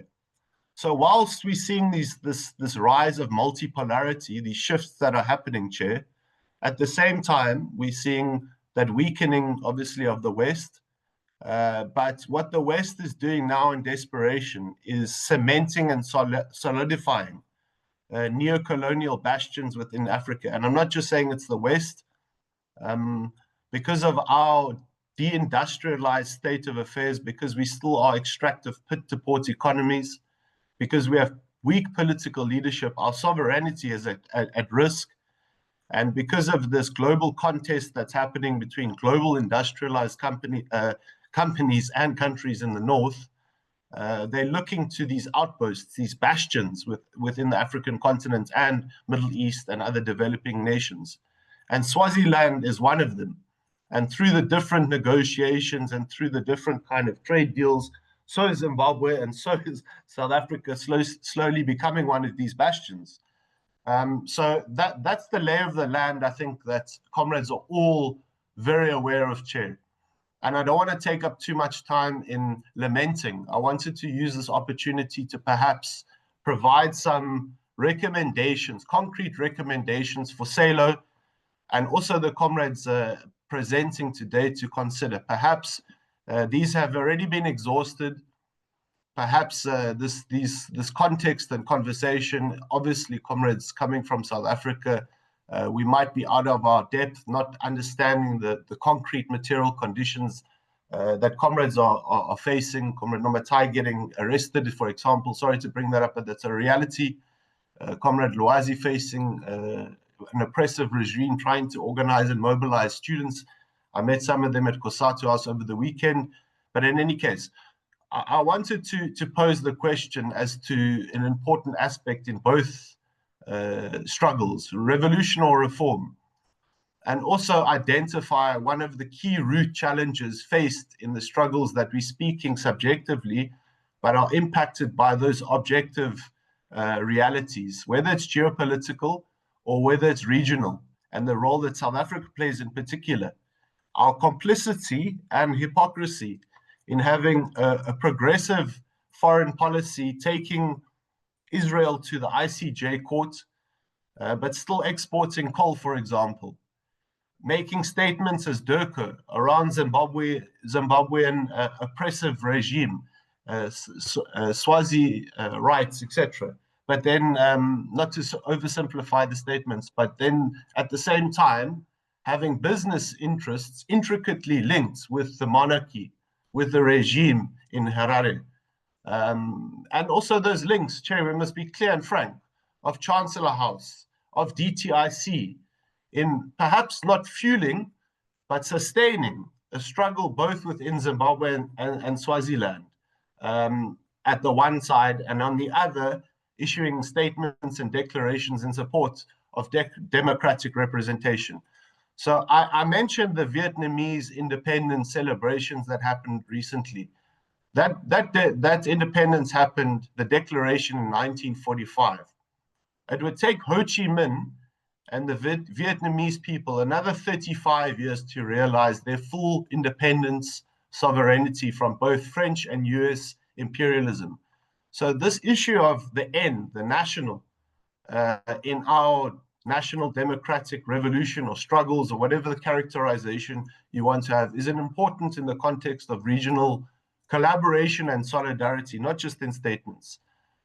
Because that N has been neglected, Chair. I'm going through this quickly though. It's been neglected. And that's why, comrades, I think you'll all agree with me. The rise in rights, the emboldened right-wing sentiments because of Trump and other right-wing leaders has given rise to xenophobia, populism, racism, and a crisis in social cohesion. And what we're seeing in South Africa, I know, comrades, this struggle is part and parcel of maybe what we need to have a deeper understanding is political apathy. And I hate using that term. But when 25 million people are not voting in South Africa, when there's little interest, when young people are completely removed from those important levers of power and building people's power, it's a difficult situation. So we fragmented, Chair. We must admit that. There's weaknesses within the trade union movement and the progressive bloc, but there is alternatives that we can build, and that's one of the three suggestions that I'm putting forward, is these progressive alternative blocs, popular fronts, what the SACP terms, whether it's in health, education, whether it's youth, whether it's based in Swaziland or regional bodies or fronts. We can draw examples from what's happening in Kenya. Amazing. Young comrades from progressive left movements coming together. And this is happening in the context of multipolarity geopolitically. So it's an important moment. The second is obviously defining and popularizing our calls for democratic representation, people, developmental, economic growth, peace and stability. And I know that might sound like a mantra, but it's important for us to define those in terms of our strategy. From what it sounds, all of the speakers here today have had a key understanding of what our strategic tasks are: social justice, equality, developmental states, prosperous countries, banishing all forms of the triple crisis that impact Zimbabwe, South Africa, and banishing, sorry, you understand what I'm saying, crushing it, literally defeating poverty. So these are the strategies that we all align ourselves with. There's organizations such as the African Left Network Forum that is dormant. We need to reignite that. There's young people in Kenya that we need to link with.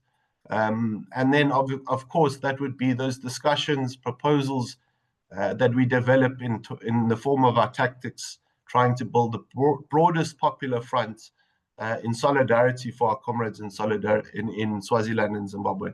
I'm sorry for taking too much time, Chair. I hope that suffices. And thank you very much for the opportunity. It really is a privilege and an honor. Thank you very much for that, Barry. Thank you for highlighting the role that South Africa can play in supporting Zimbabwe and Swaziland. You raised an important issue, namely the geopolitical shifts and the policy regression in our foreign policy, as well as the influence of business interests.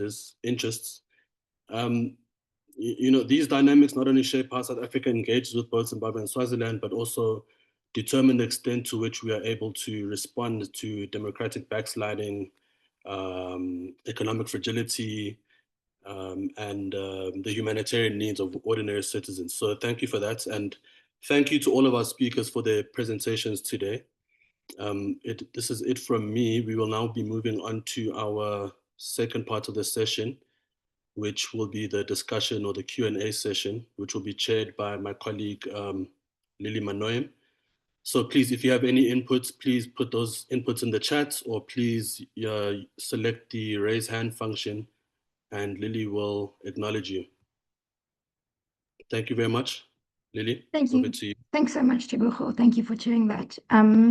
So yeah, now we'd like to welcome anybody who has a question or a point that they'd like to raise, something to add to this discussion.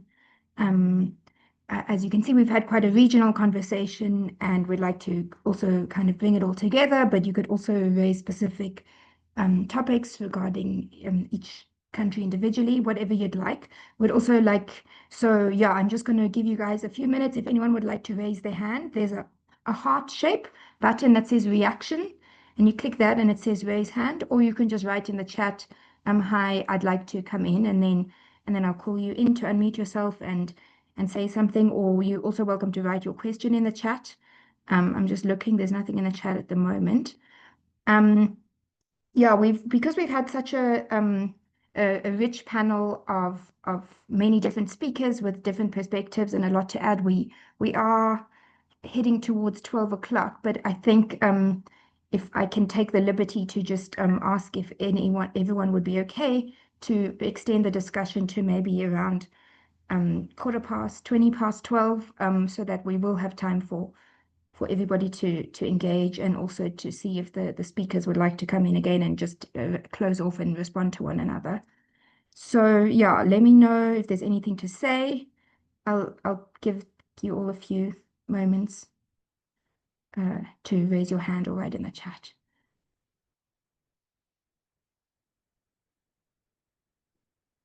Okay, there's a question in the chat. I'll read it out unless the person wants to come in. I'll enable unmuting so you can also unmute yourself. Gilbert, do you want to come in? Would you like me to read your question? Okay, so from Gilbert Kato, could Namatai elaborate on how she envisions civic and political education for young people, particularly noting that there's a global concern about young people and voter apathy? So that's a question for Namatai. And then Innocent Similane, I note you. Do you want to unmute yourself and ask your questions? Thank you very much, Chairperson of the session. Mine is very simple and straightforward, since it's speaking pertaining to the Swazi struggle per se. I'm very much happy about the submissions that have been brought forward by the speakers from Swaziland when it speaks to the president of the Swaziland Youth Congress, Sakile, and of course, SNAS, Lwazi, but and of course, the Trade Union Congress of Swaziland. Mine was just to seek clarity and asked from this house as to how can we move forward, since it's apparent that, by the way, we happen to have bilateral relations with some of these, want to say, progressive parties, like the ones that were fighting for liberation struggle. But now what's really an issue is some of those parties that we're having bilateral relations with are now in power. So, for instance, the ZANU, for instance, the African National Congress, ANC, for instance, and other movements that we used to be sharing the same struggle with, that we used to fight alongside each other. But now what we're having a problem with is that those parties are now in power, and it has proven to be, I won't use the word useless because it proves to be a little bit disrespectful, but it has proven that they are now aligning themselves with the very system that we're trying to fight in the struggle for the liberation of the people of Swaziland. Since us as Pudemo or as Swayoko, the Swaziland National Youth Congress, we're still trying to attain liberation in our lifetime. So we find ourselves trying to mobilize support from those international allies when those forces are again in bed with the very system that we're trying to change. So what I would like this house to maybe assist as to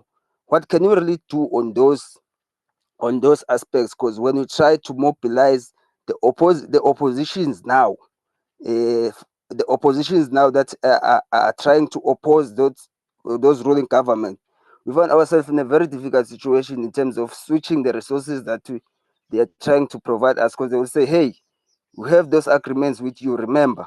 So you can never be friends with those people. So I just want to seek guidance and clarity from the house as to how can you maneuver around those issues. Thank you so much. Thank you very much, Innocent, for that contribution. We have another question in the chat from Rebone Tau, which is, what kind of system do they want in Swaziland? Do they want a republic, or do they want something similar to what they have in Lesotho? So that is for the Swazi speakers. Are there any other questions, or should we go back to our panelists? I'll just give a few more seconds. Oh, there's a question from Atinkosi Toba. Please come in.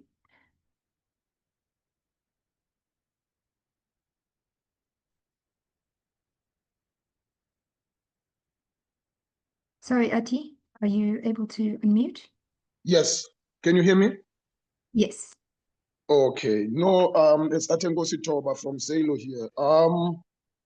I think, and with regards to the takeout from the presentations, there was something that was highlighted in terms of looking at the dangers of these mercenaries that seem to exist within our region, and they come from different states.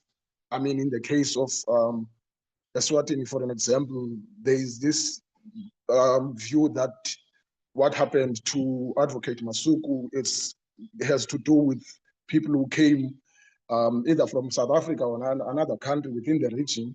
What are some of the key strategies, as there was this highlight about probably looking at strategies and tactics that can come from civil society groups to actually be the voice of reason behind the dangers that are posed by mercenaries, their operations towards democracies and this fight towards democratization? Because if we are looking at Swaziland and Zimbabwe, for an example, the securitization of the laws and the constitution, etc., present a problem for the whole of the region.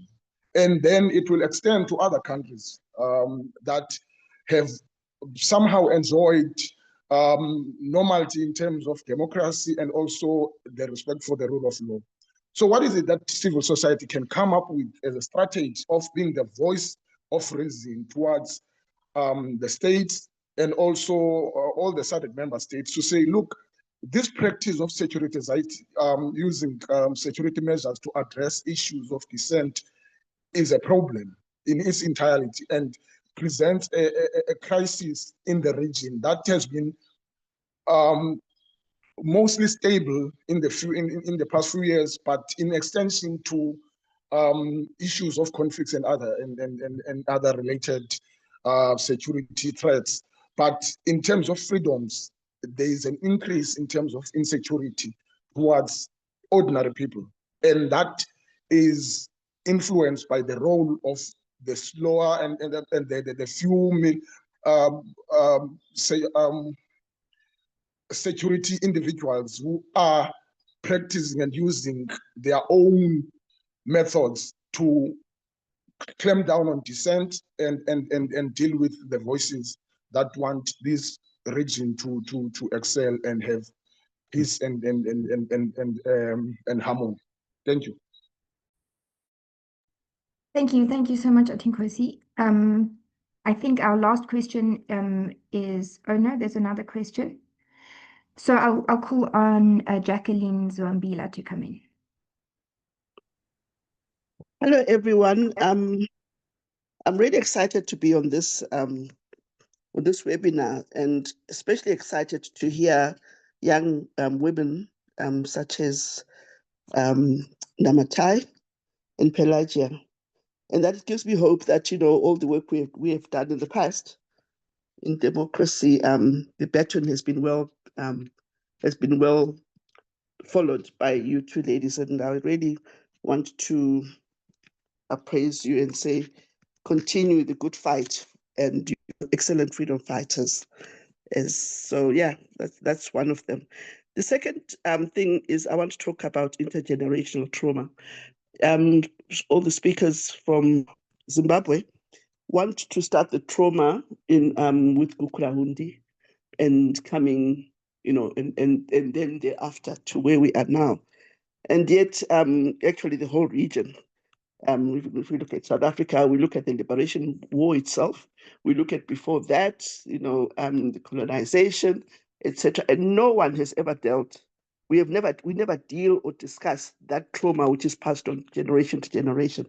And if we consider these politicians who are there, they actually suffer massive trauma.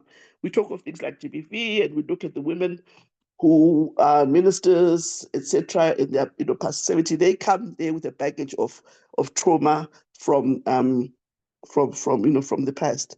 So I think it's we need to consider that in our discussions, that it just doesn't start from Gukurahundi, the hatred or their is, I think Lewanika talked about it in terms of doesn't really matter where you come from, but the issue that because that has been addressed, this is what is used in politics to divide and rule us. So one of the things, and which also I have not heard, is the role of technology, which I think could be not, I think, but it's definitely a solution in trying to bring the youth on board, or trying to re-educate, or trying to pass on, a sense of belonging, a sense of people as Zimbabweans, young people, to get them to start coming to the fore. I didn't hear that, unless of course I missed that, but I think there's such a fantastic opportunity with technology. The young people you talk about are technology savvy, and that could be a huge platform to use to not necessarily to mobilize, but also to give a new aspect and perspective to the fight for freedom. Thank you. Thank you very much for that contribution. It's much appreciated. There's one other question I can see in the chat, and I think that might be the end of our questions, unless anyone would like to come in. I'm going to read the question. Gilbert Kato, how do we promote further regional dialogue about peace and security, especially when the absence of national peace and security generally spreads regionally? This stems from the fact that today's presentation has personally informed me of the complex local dynamics that are generally flattened in mainstream media, but that clearly affect the region. So I think it's a question directed at all of our panelists or anyone else here. Any final questions from anyone want to write in the chat or raise their hand, or should we move back to our speakers now? Okay, so I know that two of our speakers has said that they would have to leave early, but the others are still here, so we can just maybe go back in the order that they spoke in. So I will Pelagia had said that she has to leave, unfortunately, but we're very grateful that she joined us. Namatai, can we have you up to give any kind of responses you'd like to the questions or to the other panelists, and any parting shots? But yeah, I'd ask you to keep it to just around 3 minutes or so. All right. Thank you so much. Can you hear me? Yes. Okay, fantastic. So I just wanted to say I will respond to the question that was specifically directed to me, which was on the vision for civic and political education to encourage participation, given the amount of apathy that we're seeing amongst young people. So I think from my place, but also from the institution that I work with, We Lead Africa, the conversations around reimagining and rethinking civic and political education have been centered around these 6 words. The first one being intergenerational, which emanates from the insistence that, the struggle didn't start with Gen Z. There were so many more people who were fighting from the time of Mandela to, our very own, revolutionary struggle in Zimbabwe. All of that means that the struggle didn't start with us. So there has to be a very strong intergenerational approach to civic and political education so that young people are connected and are in touch with history, which has made us, and there is significant memory of what was. The next word is decolonization. The next word is Pan-Africanism. The next word is feminism. The next word is Ubuntu, and the final one is youth, particularly because young people constitute the demographic majority, not only in our respective countries, but across the continent. So the kind of civic and political education that we as We Lead Africa envision is the kind of civic education that centers around politicizing the mindset of a young African citizens, and particularly politicizes them to think global but act local, to recognize themselves as a citizen of their country, their region, and their continent, and fundamentally asking questions around how to citizen. How do I citizen? And how to human? How do I human? I think particularly how to citizen as a question of civic and political education is hinted around. You'd be surprised how many Gen Zs don't know how to pay their taxes, or who don't know how to look at the water bill and see if council is making mistake in their calculation in terms of what they're actually being paid, what they're actually being asked to pay as rates. You'd be surprised how many Gen Zs don't know that you must have medical aid or you must have funeral policy when you start working, just that level of prioritization at a personal level. But I think fundamentally, do I show up for a public hearing or do I show up for public processes where there are consultations about a new law, about, a new set of precepts or statutes that are being put in place that also encompasses how we citizen? Do I show up to vote? And this is something that has to be deeply enshrined within the confines of what we do as civil society, but also within the confines of our education system, so that even from early on, when people are in primary school, high school, they're being taught how to citizen and how to human and how to exist as a constructive member of their society. The final thing that I just wanted to say on this particular issue in civic and political education is it's really about being able to play the long game, because it's not like we will reap the benefits instantly. To do this over a prolonged period and fundamentally to focus on 2 aspects as part of playing this long game. The first being political leadership and the second being public administration leadership. Political leadership in the sense that when we groom young people to grow up with this culture of civic and political education, in the past, it was taboo, according to Ubuntu, that people would steal from the community. It was taboo, it was shameful, but now people actually celebrated and glamorized for being thieves and for being corrupt and for cheating and rigging the system and taking so much from ordinary civilians. So what we now need to do is to put in place a culture. And when we talk about playing the long game for political leadership in our civic and political education, it means that by the time with people that are assuming political office, they are ideologically aligned in terms of the intergenerational, the decolonization, the Pan-Africanism, the feminism, the Ubuntu, and also centralizing on youth. But fundamentally, when we talk about public administration as part of the long game in our civic and political education, it means that we have to pump these systems that we have with individuals and professionals who are ideologically aligned, who can work the system from within. And I would actually opt that these are individuals who can disrupt the system and change the system completely. So we would need a decent enough number of people who have that administrative, technical, bureaucratic know-how to be able to transform the system to be reflective of these values that I mentioned. Thank you. Thank you. Thanks very much. Very appreciated. I'd like to call on McDonald to come in next. Okay. Sorry, if you'd like to turn your video on, I've enabled the setting. Okay. Thanks so much. I don't have a lot to say. Just first, a quick response around the technology issue, technology and peace. I think that's a very important point, and we are living in the digital age, and I think we need to be able to leverage new tools and use them for organizing, but also be aware of the very real dangers that the age that we're living in pose to struggles for peace.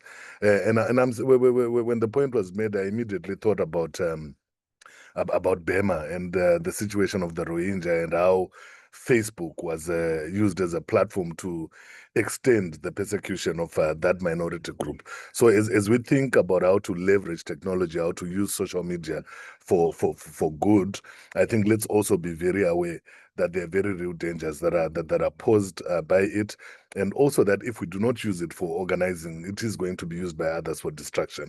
So part of the challenge is thinking how you balance out that equation. But I think it's a very, very important point, and one that ensures that we're steeped in reality, in the reality that we're living in.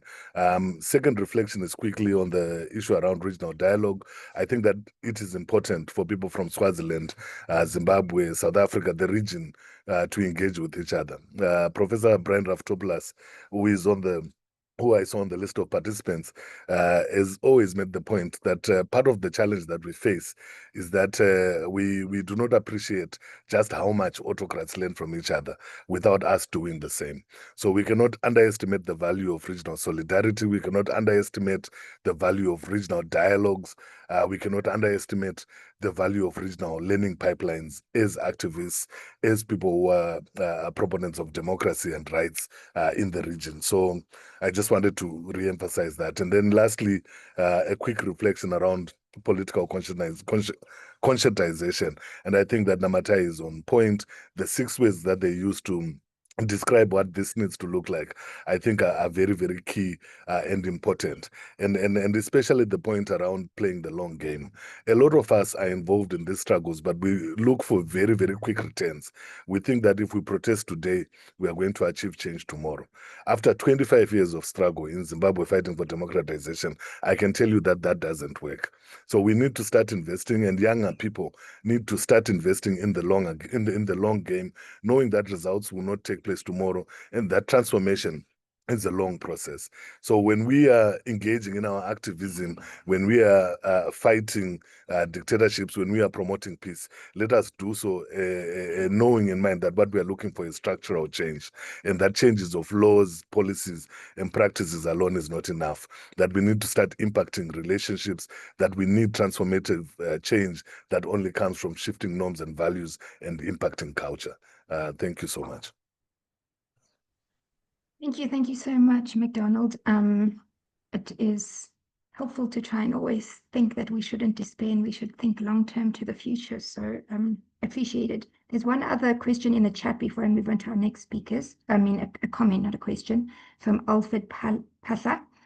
I completely agree with Namatai. The youth needs to be reminded again and again that it is their tax money. It's not the political leaders' money. Citizens pay 30% to 40% of their income as tax to one dependent, that is our government, which leaves us with 60 to 70% for yourself and other dependents like spouses, children, parents, to get less than 10% each. So we must fight on how the 30 to 40% of our income is used, and governments must be accountable. That's from Alfred Pasa. And now I'm going to call on our next speaker to come in and give your response and parting shots, which is Comrade Musa Sifunza from Tukoswa. Okay, yeah, thanks, Lily, for that. Mine would be to say that we cannot overemphasize the issue of collaboration and working together in terms of the issues that we're facing, because like the previous speaker has said, that those tyrants who are running our governments, they come together and they learn from each other. We must also do the same. But more than just learning from each other, we must then work in terms of supporting each other so that we amplify our voices and make sure that the world understands our predicament. But even if the world understands our predicament, we must be able to resist internally because the rice is cooked inside the pot. We should be the ones that are pushing the boundaries up until everybody listens to what we are saying. But then we are learning from other revolutions that the regimes are always fought from within and are toppled from within. Then I wanted to respond probably to, or to try and attempt to say something on what was said about these liberation movements. The liberation movements, yes, they are bringing a lot of say stress to those who are still pushing for the revolution in our countries, because these liberation movements have since now abandoned their main objective, because it is like they've reached the promised land, whereas the rest of the citizens, they still feel that we can still move on. They should be the ones that are supporting those who are oppressed, like us who are in Swaziland, who have not tasted any freedom in our lifetime. So they should be the ones that are assisting us. But what we see is that now they're taking a different posture, and now they are even under threat in their own countries. That is why then they would want to be housed and harbored by these other tyrants. With our own issue here, I want to just make this one known by some of us here, that there's a certain posture that SADC has towards the king. And most of these leaders, because they envy how the king rules, because he doesn't have a term of office. His term is about his death. So they will always envy being like him. And that is what is frustrating us, because some of these leaders, once their term of office has elapsed in their countries, they run and come and hide in Swaziland. And they always envy that the king has never been. Actually, he now becomes one of the longest reigning leaders in SADC. So we must be able to fight continuously and push him out, so that we also have people that will be accountable to the public. That is what makes him not to even care about whatever that we say. Yeah, thank you, Lily. Thank you so much. It's very important to have a voice from the labor movement, and also quite a regional approach. So thank you for that. So Sakile Ngumalo had let us know that he wouldn't be able to stay for the discussion part. So I will now call on our next speaker for your closing remarks your parting shots and responses. Lwazi Maseko from SNUS, please.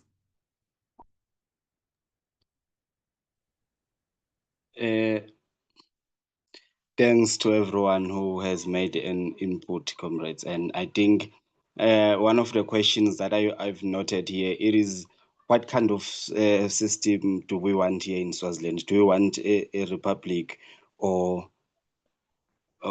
something like Lesotho? I think, if I do remember that question well.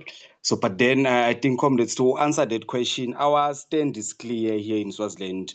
We want a democratic republic of Swaziland, which of course will be characterized or will be determined by the unbanning of all political parties and organizations in the country, and the unconditional return of all exile, of course, which we know we have had many exiles from Swaziland into neighboring countries because they are fearing from a persecution, or because the state police or actually are after them. And also another condition that will make sure we achieve the democratic republic, that will actually be a way to show that we have achieved the democratic republic. It will be to say police and the army and all security forces must cease to exist or to operate as state instruments, or instruments that operate to save the monarchy only, but then they should save the people, because currently we have this slogan, say like something like it's written, the motto says they are for protection of the monarchy or the king himself, not to the people. And also another condition that will say we have actually the condition for our steps to a democratic Swaziland. It would say countries and international institutions should pledge to stop the support of the Tinkundla system.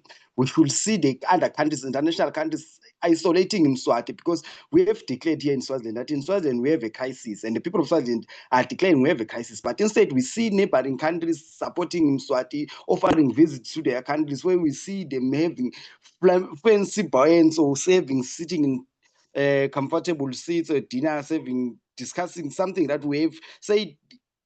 Initially, he's saying he's representing the people of Swaziland, but then he's representing a certain minority in power. But then the rest, the people of Swaziland, are not represented here in every international trips we take. Also, another condition, it should be the immediate dissolution of the government and the suspension of the legislature to end Mswati's power. We should remove the power of Mswati, and the convention of the Conference of the Democrats to establish a democratic interim government. Those are also the steps that we should also make sure will lead us to a Republic of Swaziland, because also we need to secure the state assets inside and outside the country.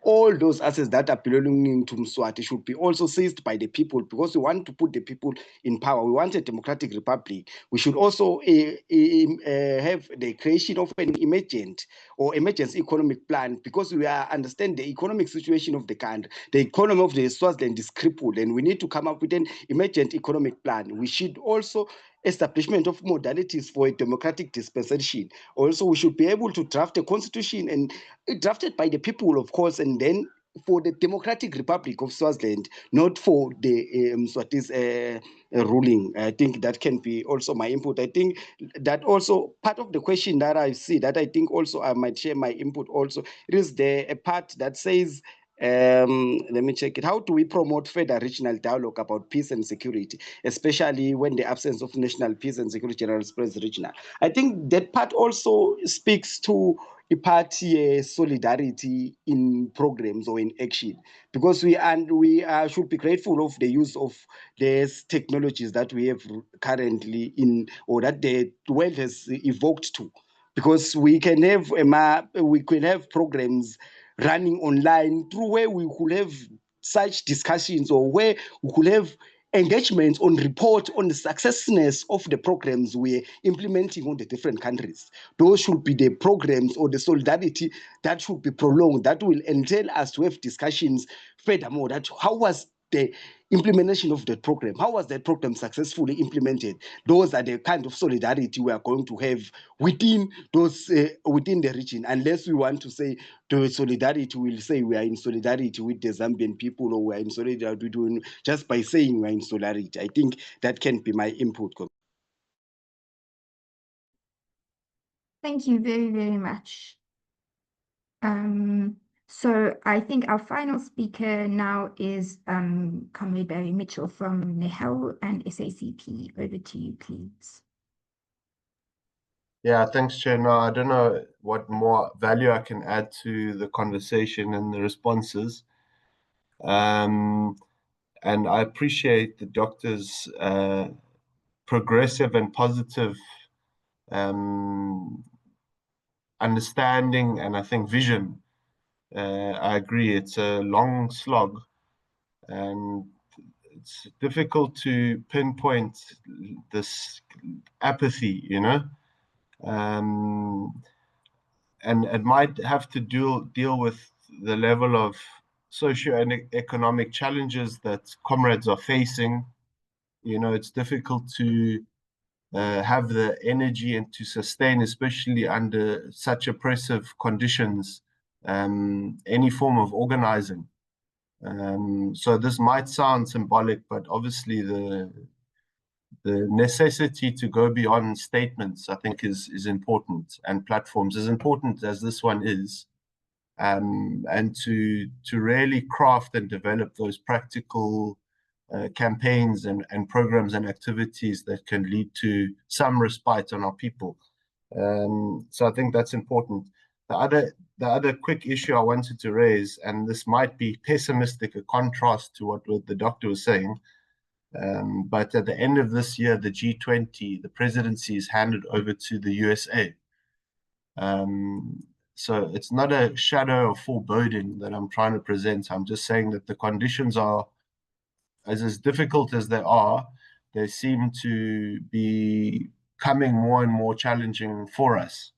So I think what we can do, I mean, I'm wearing two caps here, Comrade Chairperson, and the comrades that are present, is to report the outcomes of this discussion.